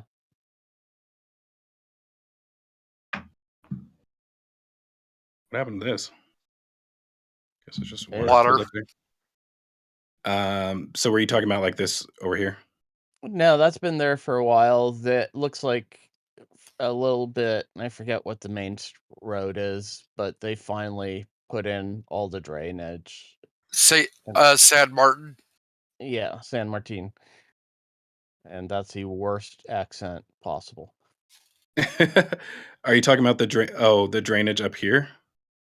Yeah, that's finally done. That's a perfect image of it. Up in this area? Yeah. Yeah, they got the little basin right there. And I think before I was looking for the drainage from the Star Factory, and it's actually down there in that previous image. Yeah, and the pipes that you were pointing out, those look like they're cooling loops for the office building. These right here? Yes. They're going to be for cooling towers. Oh, so this goes all the way underground to the building. Yeah, they did some directional boring. Yeah, I do remember that actually. And I think it comes out right here. in that area, but it looks like that round circle on the next to the building is where it's going to head in. Oops. Okay. Interesting. Cool. Anything else? Nope. Awesome. Well, unless we have Star Factory questions, I think we can move to the launch site. There's not a ton really going on at the village right now. Still haven't seen the start of construction on this. Was this supposed to be an athletic facility, like a gym they're installing over here? So no work on that. And I guess on that note, some people are probably going to ask about the shopping facility, which it looks like they've done a little bit of groundwork, like barely, but not really. Yeah, it looks like they're just finishing up whatever groundwork and utilities for future construction. Yeah, but not much going on other than that. It's been working at a constant pace if you step back and when they started it. It's not frantic SpaceX. Yeah, I was about to say it's not Starbase pace, that's for sure. Cool. Well, shall we move over to the launch site? Mauricio wanted me to point out and thank Ian Williams for becoming a Patreon member at the $15 monthly level during the stream, and so thanks for that. One single question regarding the office. Moody Blues is asking if we think we'll see a helipad on the roof of the office. I doubt it. As cool as that would be, I doubt it. I don't think there's necessarily a need for that because they can land elsewhere. Um, but yeah, what do you guys think? Hard no. Yeah, I can't really see a reason for it, but I mean, I suppose it's large enough for one if you really wanted to. Cool. All right. Well, I guess we'll go ahead and move over to the launch site. And I'm kind of zoomed in on an image. Didn't mean to do that. But I'm going to work the opposite direction and start at the orbital launch mount this time, or pad A, where we do have some work still going on the launch mount. Actually, kind of tough to tell what they've been doing, but they did send booster 12 back to the mega bay. Most likely some finishing up work, and then they also still gotta install the hot stage ring. So in the meantime, they've been doing a little work on the launch mount. I haven't really seen anything specific on the launch mount, but a lot more work actually still going on the chopsticks right now. So on the chopsticks, and I wish we had some ground images to show this. They've been switching out some of the linkages on the actual rails for the landing rail, and they've replaced some of the pins that go through those rotating members. Do we have any I wonder if we have some shots from somebody else who's posted them maybe on X or something? That would be helpful.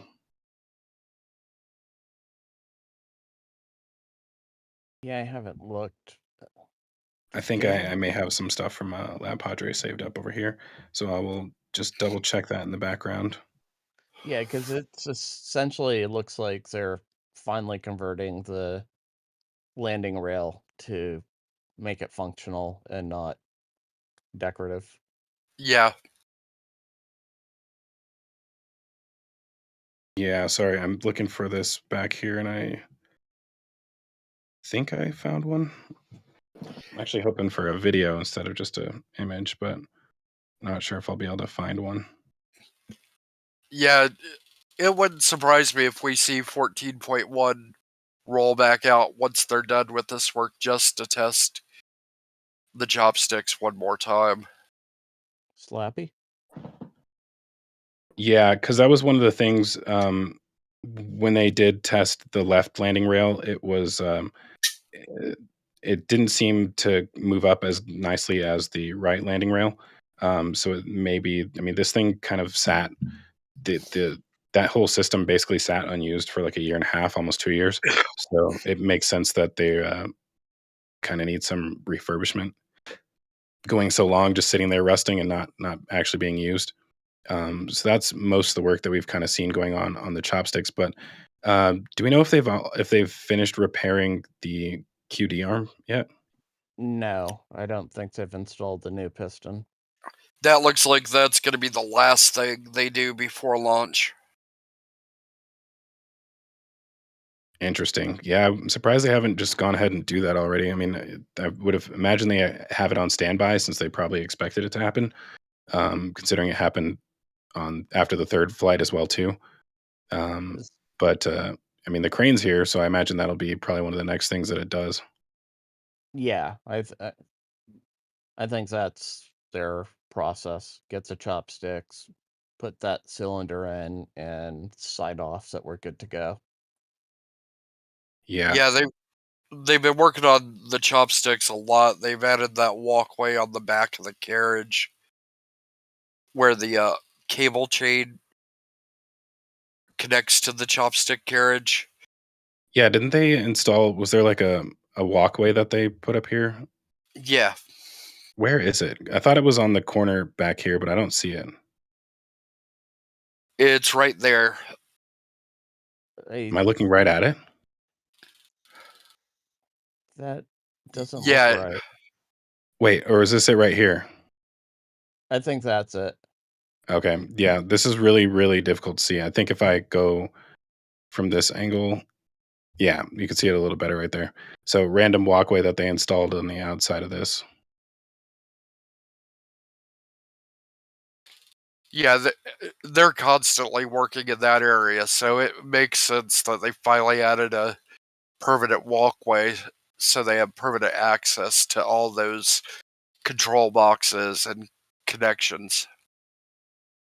Yeah. I And mean, they always have the man baskets over here, so yeah, that's probably a good point. and on the new tower, it's not worth pointing out now. They've have mounts above the QD for the cape as the chain guide to sort of Oh, stabilize it on the new tower. like above the actual arm itself. Yeah, there's some brackets that are coming off the tower that are in line with where the cable chain is normally runs. Okay. So it's one of the incrementals, so it'll be more secured to the tower. Speaking of chopsticks, is Ryan still here? I am. Yep. So, how long is it going to be until your episode about the chopsticks comes out? That's a good question. I still have quite a few renders to do. It's definitely going to come out before the next flight. Just not quite ready to put a release date on that quite yet. 10-4. Well, we'll be on the lookout for that. I'm really excited for it. I will be very disappointed though if they decide to change up a bunch of the hardware because a lot of those renders are already done. So with removing the different pistons and the linkages, and I'm hoping that's not a significant change. Well, so far they're just replacing them, right? Yeah, I believe they're just replacing stuff, but as they pull more and more off, it gets a little bit more uneasy. Yeah, I understand that for sure. It'll be fine. Cool.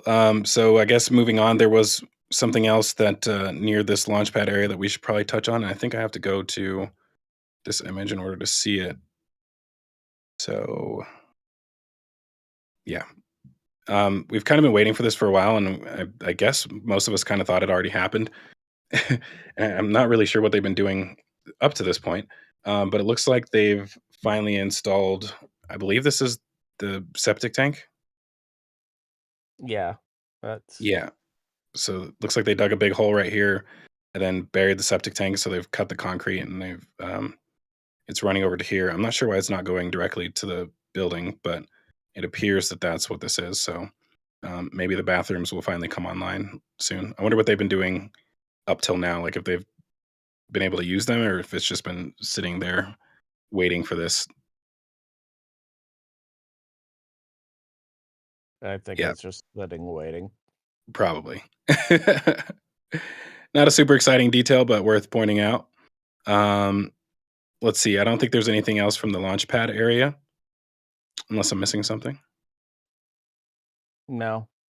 Cool. No, All right. Yeah. So moving over to the tank farm.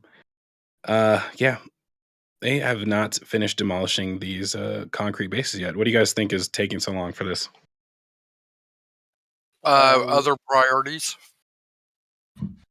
But this week they've demoed a lot of the cable raceways and pipes on the old Lego stand. You know what's crazy? That they did the static fire with all of this rubble down here.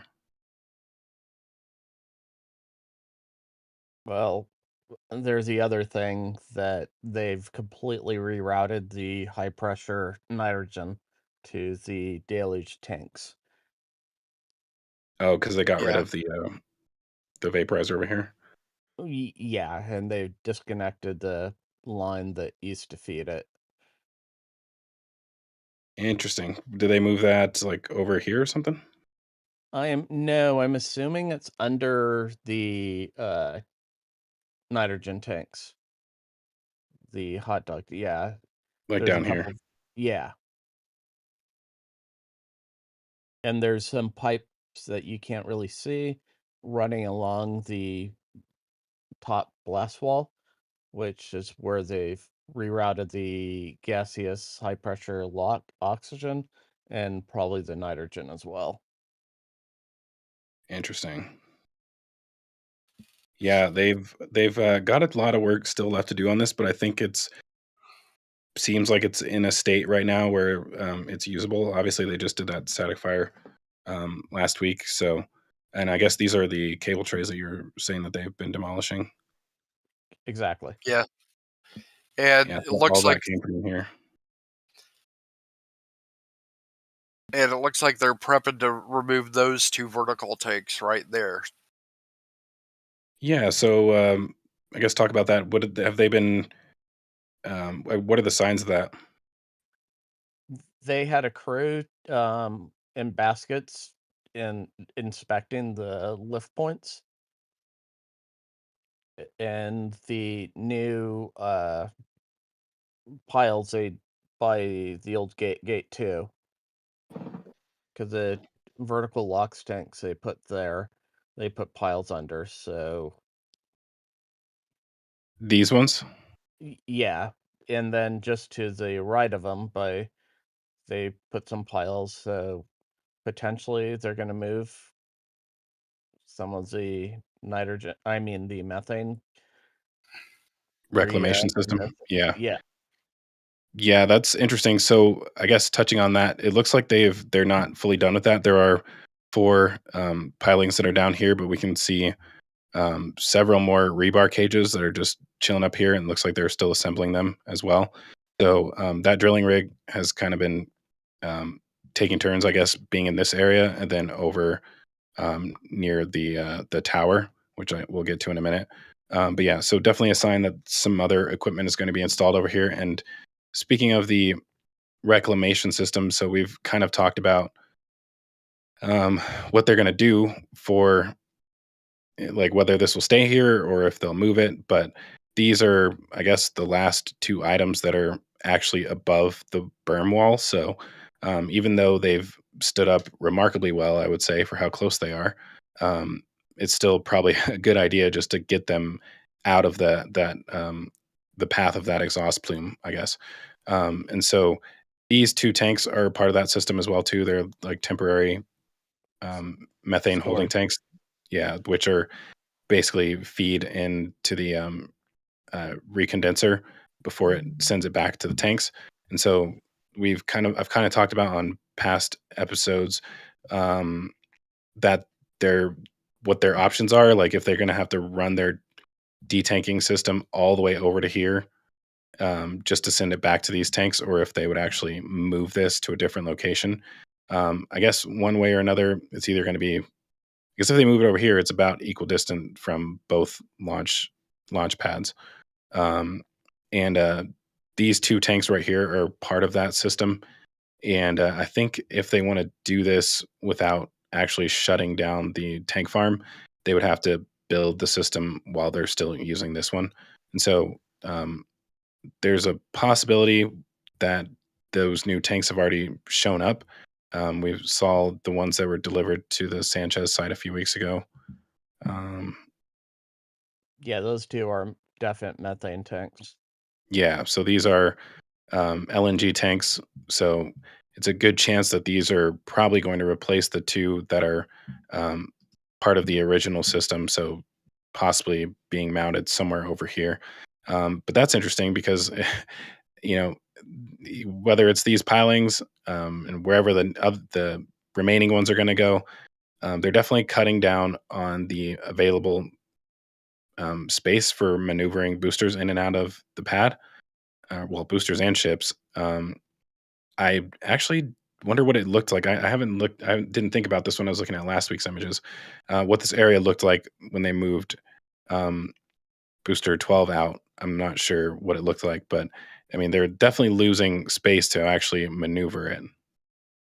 So I'm wondering, actually, and we'll see what you guys think, if it makes sense to actually move the entrance, and if so, um, where would that go? We have kind of seen this area in the front of the launch, sorry, the front of Pad B area. So this is just to the right of that. So they are doing some work down here. Do you guys think this may be potentially them moving the entrance? I think it's too small for the entrance because that 90 with the transports, I don't think there's enough room. And the elevation, it doesn't really show in that image. It from Highway 4, it's up about 3 or 4 feet. Yeah, that shows it much better.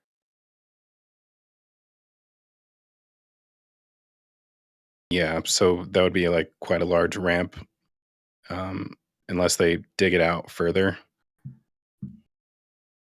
Exactly. Yeah, I mean, it's just interesting though, because there's really like, next to no space for an even harder turn that they have to make here when they come in. So this is just a 90-degree turn. This is, a 270-degree turn that they have to make when they actually enter. My opinion Oh on wait, this is that long term, I think they are going to have an entrance where they're currently working, and I think that will serve as the entrance for both pad A and B based on potentially where the arms would be rotated, especially for pad B, where the arms would rotate for the stacking position. I think it makes more sense to have them, a road to come straight in here alongside potentially any tank expansion, and then either go left to pad A or right to pad B.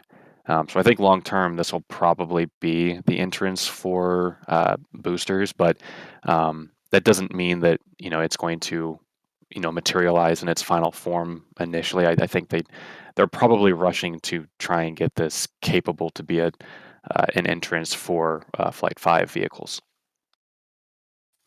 Yeah, I yeah. agree. I mean, it looks like they're cutting. They're still cutting further back on this. So they've cut a little bit back right here. I wonder if they're gonna continue all the way back, and so create a little slope going here. I mean, really, Starhopper is starting to get in the way. I've been waiting to see Starhopper get moved. I'm sticking to that. That's gonna have to move at some point. I don't know where, whether they shift it over a little bit or if it just completely leaves the launch site and goes to, like, I don't know, somewhere in Sanchez or something like that. Um, They're in I front of think the it's new gonna move office building. in the middle of the new office building. Like, No, that no, would in be cool. front. Yeah. Oh, I think it'd be cool if they dropped it in the middle. No, that would be ridiculously awesome. We would never see it, but yeah, it'd be part of the building at that point. Yeah, but I do think this is gonna have to move if they end up putting an entrance here, unless they completely delete the rest of this building, which it seems like they intentionally stopped where they did. Um, I think that Starhopper's not going to move. I think that's going to stay there. But pretty much anything to the right, they can probably delete. We know they're going to delete all that concrete over there anyway. So I think it's highly likely that Starhopper stays where it's at. I think there's no reason for it to move necessarily. yeah, I suppose that's a good point. Yeah, I agree. And I believe the reason we're finally seeing the work on the bathroom break area is because that last part of the building, I believe, were the restrooms. So they were waiting until the last minute before they tore that down. Weren't the restrooms initially over here? Yeah, and got wrecked. Yeah, those were Flight 1 issues. Carnage. And they moved it in here? I didn't know that actually happened. I thought that they didn't have a permanent restroom at this site anymore. I remember that half of the building that got wrecked as well. Yeah, they fixed the roof on that one and then ended up tearing it down like 6 months later. Yeah. Gotta love the way they do all that stuff. I mean, you could say that about so many things out here. Building a whole wall over here just to tear it down. LOL. Hey, at least the SpaceX sign has survived. I don't know how long that's going to last, though. I feel like that's going to come down at some point. This is like the most pointless entry right here, I think. But yeah, so moving on to the part I think everybody else is most excited about would be why isn't this going away? The Pad B area, which has been getting a ton of work. You can see they're still grading everything. They got a bunch of little skid steers down here moving dirt around. And we got some new work down here, which I'm not really sure what to think about. I guess I'll let somebody else touch on this one. It's down 15 feet. Probably will go down to 20 feet. What they're going to put in there, mystery. But if you look on the right, all the rebars that's stacked, it's going to be a fairly robust foundation. So I guess let's take a step back. What kind of walls are these that are in here right now? Those are the sliding shoring. They're just supporting the excavation so it won't cave in. So do they add to it as it goes down, or did they already put the wall? Like, do they dig a trench and put the wall down there?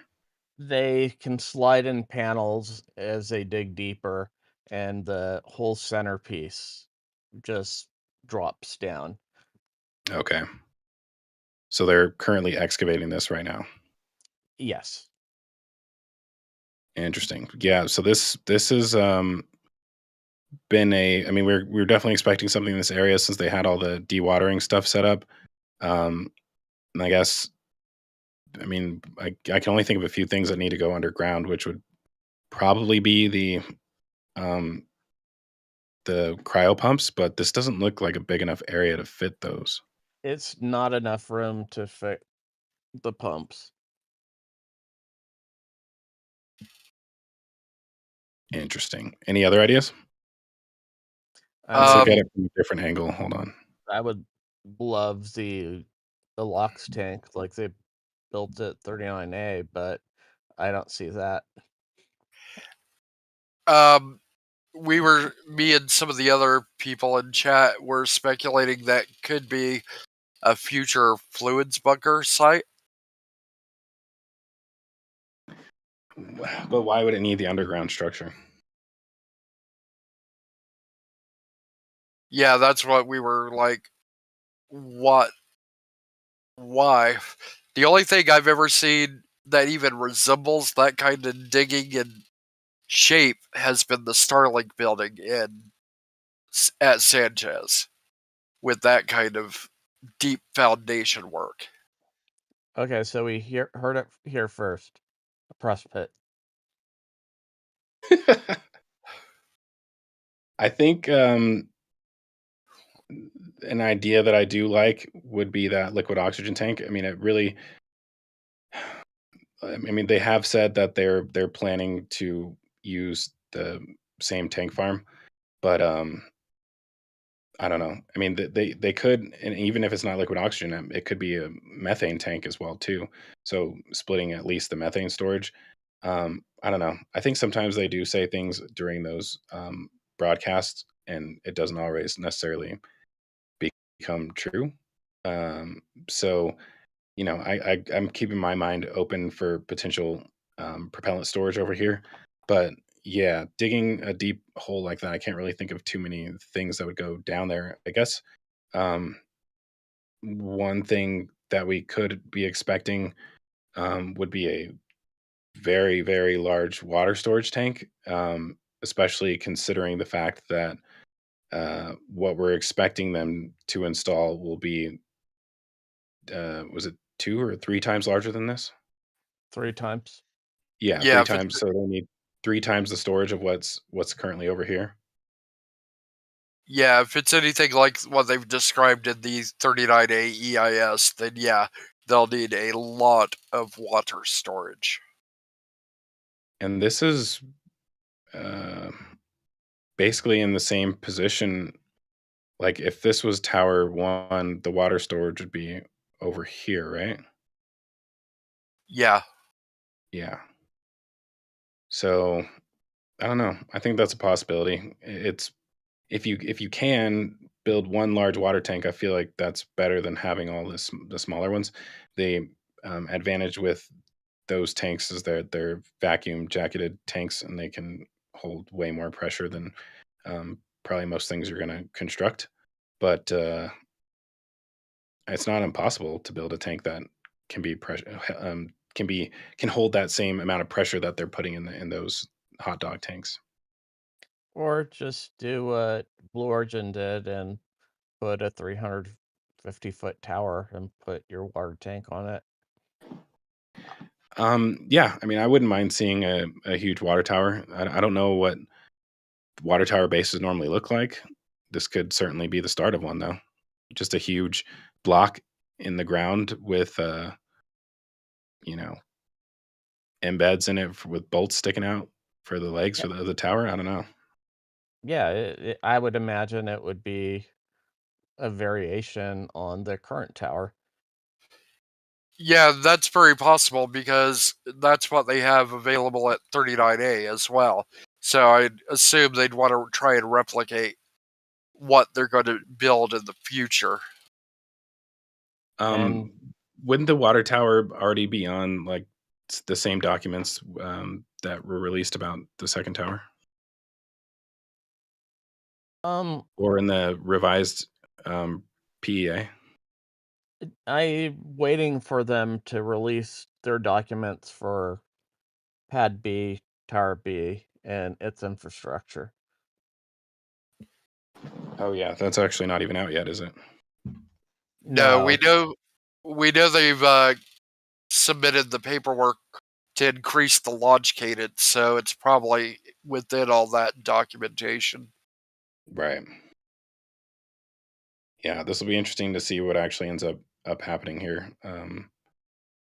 I definitely would like to see a large water tower.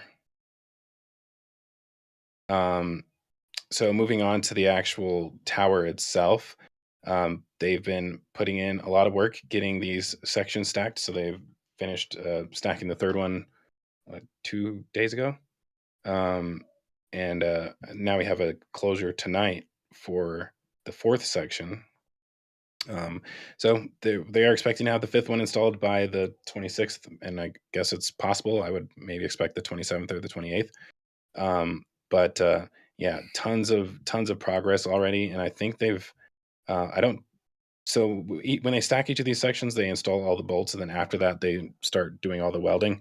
And I don't know if they've actually moved onto the columns at this point, but they have been doing a lot of welding at the base of the tower. So this was kind of something that I pointed out um, several weeks ago, was the amount of welding that was going to have to be done here. And it's tough to see it now because they've completed a lot of it actually, but it was essentially all the rust marks down here that you're looking at all the joints um, for each of these sections.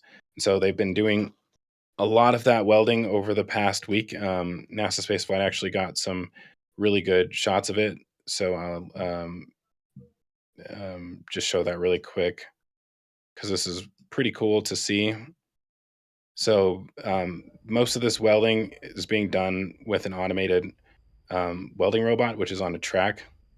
So that's the track right over here, and it's gonna. You can see right here, kind of looks like he's in the way of it, so it's difficult to tell, but it's actually a robot. I'm gonna move this forward a little bit. Yeah, it's been interesting to watch them working at night while they're doing the welding.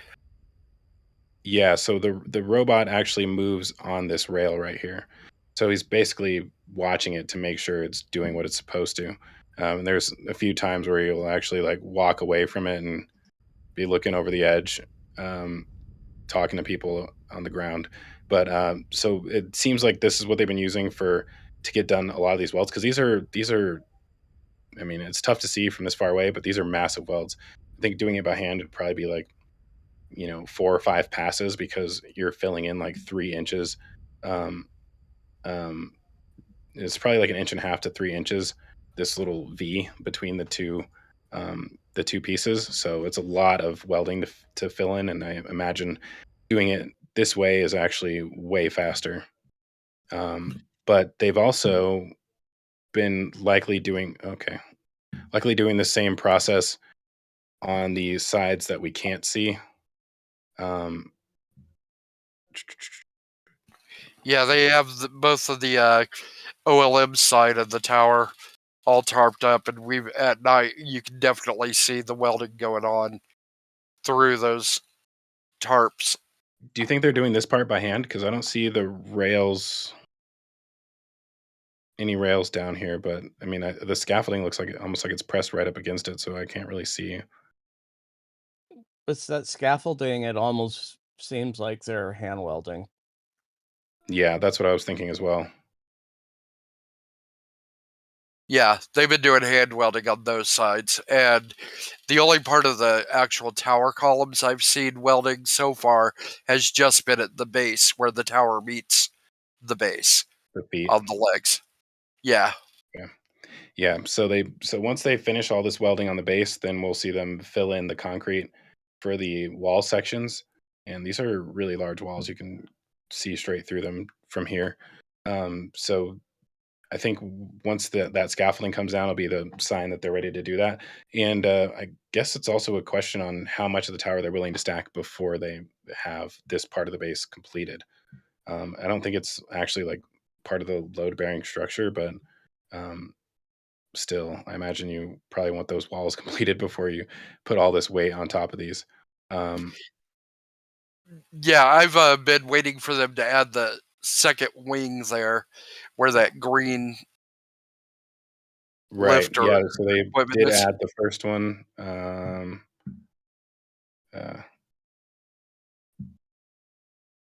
Okay. I need to go to the other side over here. I think these pictures are really hard to see from the thumbnails because they all look the same. Trying to find the right angle of this. Oh wow, back to where I started. The one Is this the you other side? pointed or Okay, that here one? we go. Yeah, there you can see it. Yeah, so this is the I guess the wing section that comes off the side of the building, and then they've also got this floor beam going across right here. So this actually sticks out way further than the original tower. Yeah, they've actually filled in most of the floor joist along that beam as well already. So right there, all that area, they've already been putting all the horizontal beams there as well. Yeah, and we have some pretty good renders from Benedict 3D that I can show today. Let me pull some of these up. So this is the, I guess, current state of things right now. It's a little easier to see without all the construction stuff in the way. And I believe this is what they're moving to next. Hold on, I'm just going to show the completed version of it, which is really cool. I think it's actually, I have one up over here. So yeah, this would be those each of the wings before they install the actual floor joists, and then this is kind of what we're expecting them to do, is to install panels over it like this. And so here's a good view of it from the front.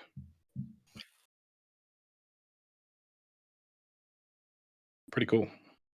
Yeah, it's definitely going to be very interesting looking once they are complete. And we know the section they've completed so far should hold the reel for the drawworks. Right. Hey, you're getting Yeah, ahead and of me. that's something that would, I feel like, need to be installed before they put that those roof panels over it. So it might be a while before we actually see that, but that's actually really cool, though. It makes me hopeful that we'll see the tower fully clad as well. The other thing was Benedict's renders. It really illustrated where the elevator fit in the tower.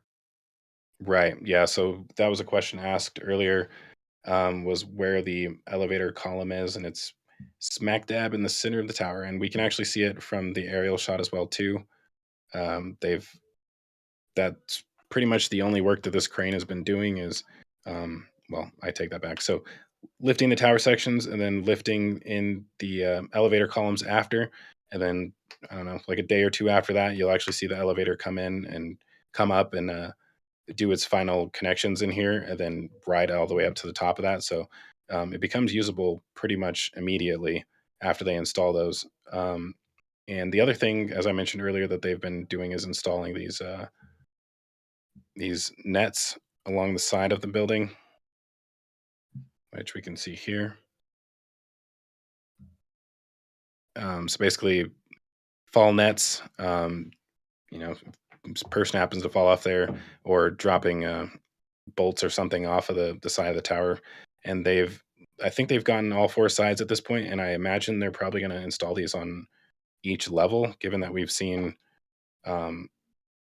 more of these at the actual Sanchez site. So I'm guessing we'll probably see them install them on each level. Or skip a couple, but there's going to be multiple catch per side. Yeah. And with the rate that they're moving, I say that's probably a good thing. Yes. How many 10mm sockets will be dropped? Yeah, for sure. I mean, everybody's usually out there wearing fall protection, so I imagine you're not really worried about people as much as equipment. So either way, nice to see the additional safety precautions going on this time around. So I guess moving on to the other side of the tower, this has been the biggest mystery so far, is figuring out what is going on with this flame trench. So we have seen some additional work going on back here. It's still tough to tell where all of these piles have been going. So they've been drilling piles for, I mean, close to a month now. As you can see, they still have a lot more to go. But beyond that, they also have sheet piles that have been arriving over the last few weeks, and they're kind of laid out all over the place right now. And I think they've been installing these in this direction. I'm not 100% sure of that. They are that beam that sort of shows is what they've been lining them up to. So they just press it up against the beam and then hammer them into the ground, vibrate them into the ground. Exactly. Yeah. Yeah, so this is just the start of it, I'm guessing. And I imagine they'll probably come all the way down in front. Yep. And they have the shorter ones on that end, and then they progressively get longer, the sheet piles. Okay. Are these the longest they go right here? Yeah. The two middle sections are long, and the edge one there is shorter. I imagine these are piles, right? Piles of them, because, like, I mean, they're going to need a lot more than this. Yeah, they're stacked. Okay. Yeah, when they tough. showed up on trucks, those were like a foot or so thick. Okay. Cool. Yeah, so we'll see a whole bunch of those. And basically, this is not the actual trench itself, but it's basically setting up a water barrier, essentially. So they've already did a lot of dewatering on this area before they started the tower. They brought in a whole bunch of dirt after they installed some wick drains in this area. So they used the dirt to press out all of the subterranean water. And now they're still working on a different dewatering system, which will basically be probably just outside of where they're going to be working for the walls of the trench. So they'll want to keep, wherever they're digging the trench walls, they'll want to keep that dry. So we'll probably see a dewatering system on the outside of this, wherever it's going. We can only see one side of it right now. I don't think they have any set up for this area. No, in the next week or two, it'll start. Yeah, we've been seeing them. Sorry, go ahead. I was just gonna say we've been see them focus along the tower side first. Yeah, it's interesting because I mean, until we see these in the ground, I don't think it'll be very easy to tell exactly what's happening with the flame trench. I mean, even though this won't be the actual trench itself, um, it'll at least most likely outline the trench. So it'll probably give us a good idea of where it's going because we don't know how many directions it'll move in. So we're expecting at least two directions, but it's easily possible that it can move in four directions. Although I imagine they may not want to go this direction. Actually, there's not really any reason not to. Yeah, I would like to see a four direction trench, but currently you got this huge crane in the way of that happening. So, yeah, we're going to see a lot more once they actually finish putting these piles in, I think. Agreed. And And what do you think about some of the other equipment down here? Does it kind of give some clues as to what we should expect? Yes, yes, actually. So we know that they've brought in a horizontal driller for, I believe, Alex, if you could verify this, for basically shoring up the walls of whatever trench foundation they're creating. yeah, it's right, Zach. If you scroll the other direction, you're there. It's a tieback / soil nail drill. Is this it? Yep. So they're gonna drill probably a bunch of like 4 to 6 inch diameter holes at a 20-degree down angle to support the sides of the sheet piles. So in front of it? Yeah, it'll basically pin them back. So I'm Oh, expecting. sorry, through them? Yeah, Okay, so they would go like if the line of them is right here, they would go down in this direction. exactly. I'm guessing And that doesn't work once you get to the tower, right? they know where the piles are, so they can shoot the gap, so to speak. Right, that makes sense. That's interesting. And And so what about all of the other equipment up here?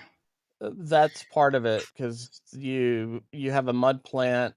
There's that cement pig for essentially making the grout that you inject into those holes to hold it'll probably be a piece of rebar. They call them Y- tendons. Yeah, and we know the company that's doing it is Schnabel, Schnabel grouting. Bobble. Novel. Yeah. Their equipment showed up this week. That's what a lot of that is for. And we've also seen the boring gel has been delivered as well. Is that over to the right, Alex? Yeah, it's right there. There's a 4 pallets worth. And what are those used for? It's basically the clays that holds the holes open, and then they put in the rebar, and then they pump in the grout, but to keep it from the holes from collapsing. It's the bit night, kind of like what they used on the walls for the Iron Massey's Wolf. flame trench. Right.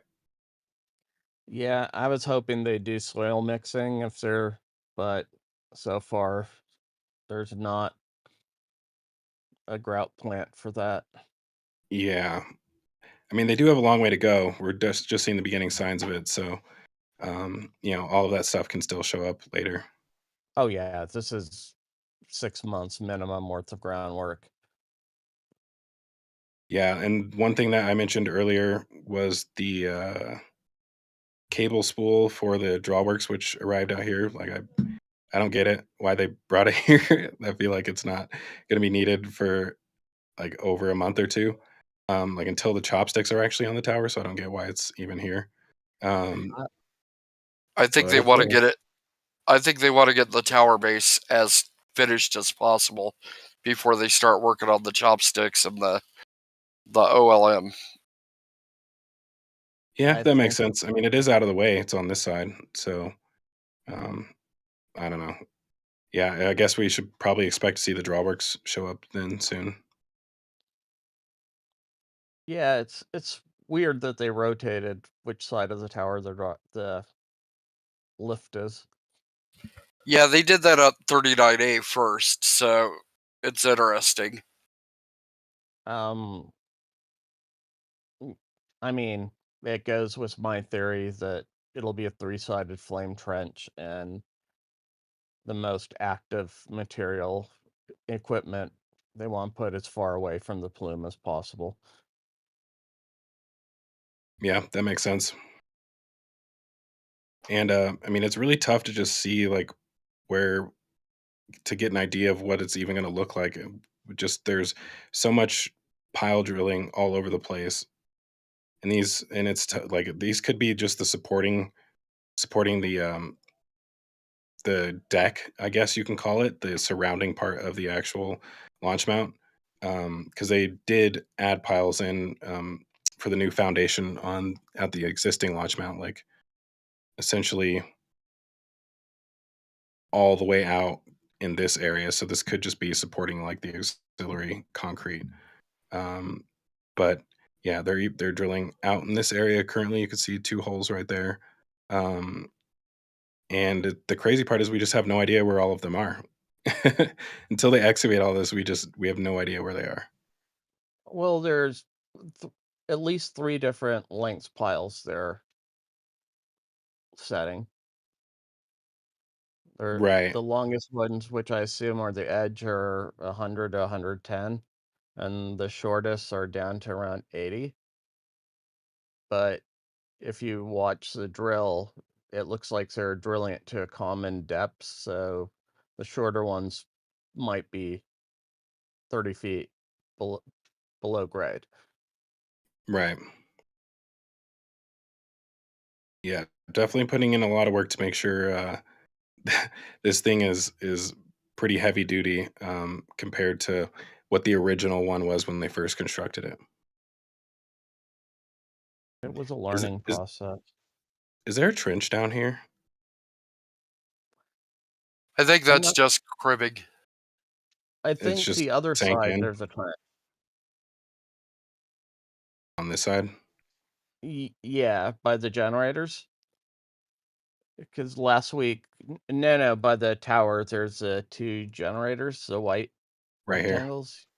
Yeah, because last week there was a junk pump, a trash pump that its hose was leading underneath them. Like something got flooded, which Ah, is where I would expect the cryogenic lines to go to the LM. Yeah. Or I yeah. might be wish casting. Yeah, there's so much work going on down here that you can't see if you don't do like a daily flyover almost. That'd be glorious. Let's see. Am I missing anything else down here that y'all wanted to mention? I'm sure we have questions built up at this point. Indeed, we do. But first, I want to thank the Noisy Ghosts of Boca Chica for a $100 PayPal donation, who says, "Thank you, the entire team, for the really great work. And thank you for that amazing support that helps keep RGV in the air. Much appreciated." Now, Cosmic and Methane Man, as well as myself, were watching the live streams the last couple of days, and we want to know what that yellow I-beam was that they had on the chopsticks. Oh, that was that's what they were using to get the horizontal struts for the landing rails in and out of. It was a load spreader. Yeah, I think I was trying to grab some pictures of that and I got distracted.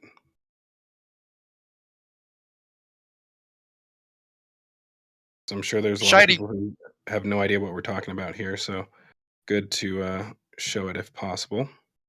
Definitely. So this is a picture of it. trying to find them actually removing the linkages. This is a better image of them. So yeah, it's basically a lifting jig that allows, I think this slides, right? So you can lift things in sideways. Yeah. Yeah.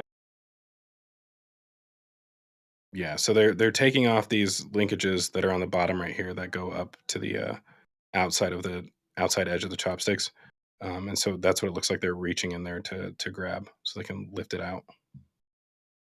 Yeah, the lower brown block is a counterweight that slides on the rail. In this particular image, they're actually removing the piston there in the middle that lifts the rail up and down, which Okay. I believe they actually have, since just earlier today, they put a new one back in place. Nice. I guess we know the lifespan on those, a year and a half. That's no use. Right. Cool. Any more questions? Definitely. And I want to thank Matthias Franson for just becoming a RGV Flight Supporter member. Much appreciated. Thank you for the support. Cindy asks, where do we expect the new OLM to go? Well, I guess there's really only one place it can go. So it should be right in this area over here. Really just kind of can tell based on the openings of the at the base of the tower, it can't be on any of those sides, so it has to go right here. Perfect. This angle All is right. kind of tough, but hopefully y'all can get an idea of that. This is a little better. So right in this area. Excellent. Makes good sense. Lyric Bread asks, does the hole they're digging next to Tower 2 align with electrical vaults along Highway 4? This? Yes. I don't think so. I can go to a overhead image. Actually can't really see it in this. Maybe Yeah, that's you it. can. If you go back to that image, This is you a can good one. actually, yeah. So the electrical vaults are right here. So I guess it does kind of go in that area. And as far as we know, I don't think they've actually, so that the lids for these vaults are somewhere down in here.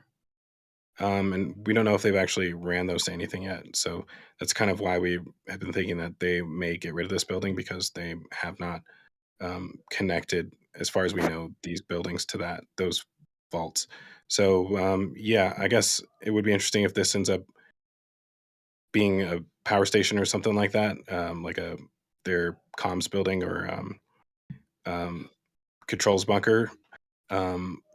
Is possible that something like that can go here, but I don't know why they would need all the underground part of this structure for that.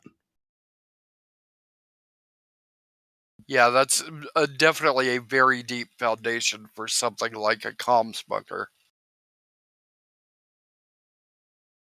Yeah, I guess unless you want to protect it underground in case something blows up, but seems a little excessive. I know, right? Regarding the Tower 2 elevator from Cumulus Granitus, so is it a rack and pinion elevator, not a cable with a counterweight? It's a rack and pinion. It crawls up. It can have a counterweight once it's fully at its production height. Yeah, right now they're just using a construction elevator.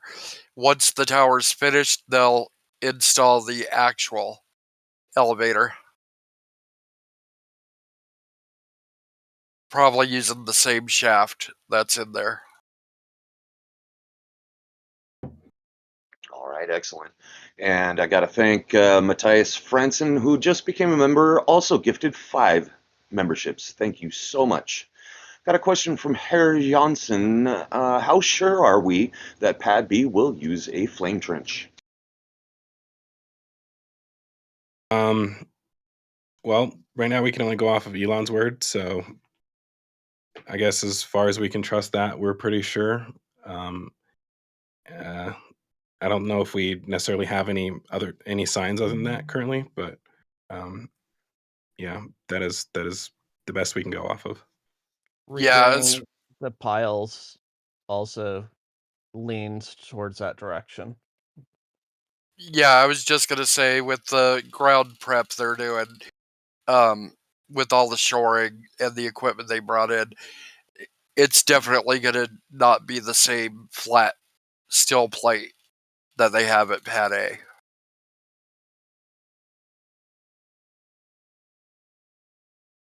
All right. Well, that clears my queue of support and questions. Awesome. Well, I'm surprised we don't have more launch site questions. That's usually where most of them tend to focus on, but I'm not complaining.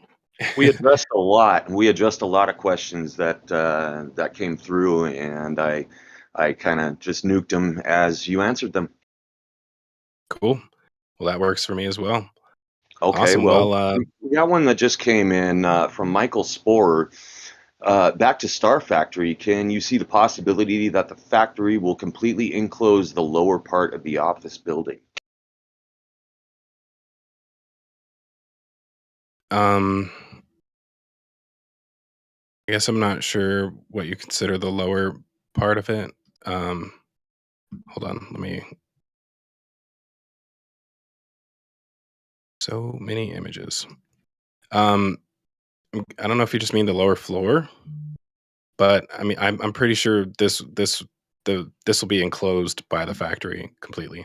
Like you won't truly be able to tell the difference between these two structures. It'll all be connected.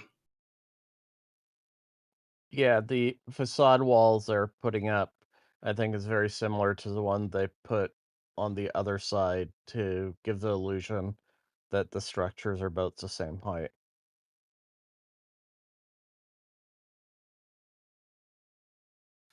All right. Yeah, from Highway 4, I'd say you won't be able to tell the difference where Star Factory ends and where the office ends.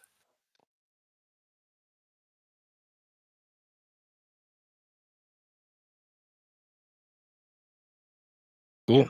Well, Well, I I guess suppose we can that is wrap it up there. awesome. Well, in that case, I guess we will, like Astro Joe said, wrap it up for today. I'm sure we'll have a ton to cover next week. As always, there's just endless amounts of things happening at Starbase. So it's awesome being able to hop on here with y'all and go over all of the new updates. Always glad to be back after missing 2 weeks. And then I, have one more week before I go back to work as well, too. So yeah, I will be here next week and excited to cover those updates. And hopefully we're start seeing some signs that we're getting closer to the next launch attempt as well too. Although I do think there's a good amount of work that needs to be done before that. But yeah, hopefully we'll start seeing some hot stage rings on Booster 12 and the upcoming static fire test on Ship 30 as well too. So tons of things to look forward to over the coming week. And with that said, I will see you all next time. And just want to thank Lawrence and Alex for being on commentary with me, and Ryan for hopping in as well, and Astro Joe for handling all the questions and donations. And before I go, anybody who hasn't hit that like button for us, please go ahead and do so. We did pass 600, so that was awesome. But let's see if we can get it up to like 700 or 800. That would be great. And if you guys have other people that you want to share this show with that you think might enjoy it, be sure to do that. It's always nice having new viewers in the chat. It's kind of surprising how few people actually still know about this show, even though we've been going for nearly 2 years now. So yeah, share it if you want to. And we appreciate y'all for hopping in here. And with that, I will sign off. Oh, I guess I should pass it to Lawrence. We'd figure it out. All right. Well, I'd like to say thank you to all of our YouTube and Patreon members, Zach, Ryan Hansen for jumping in, and for Alex for finally joining us on commentary today. And I'll pass it over to Alex. I want to thank everybody from Patreon and YouTube. Hopefully, I contributed, and yeah, it was great being able to be a guest commentator with Zach and Lawrence and Ryan, and obviously Astro Joe. Off to you, Joe. Awesome. Yeah. Welcome to the team. Glad to have you here, Alex. Great job. Thank you, Zach. Always good to be on with you, and look forward to next week as well. Thanks, Emlyn, for turning the knobs and pushing the buttons. And sorry we went a little overtime there. Thanks, AstroGen, for scheduling and getting everything together for the shows here. And with that, I'll say most engines cut off. Hot staging confirmed. Love ya. Bye.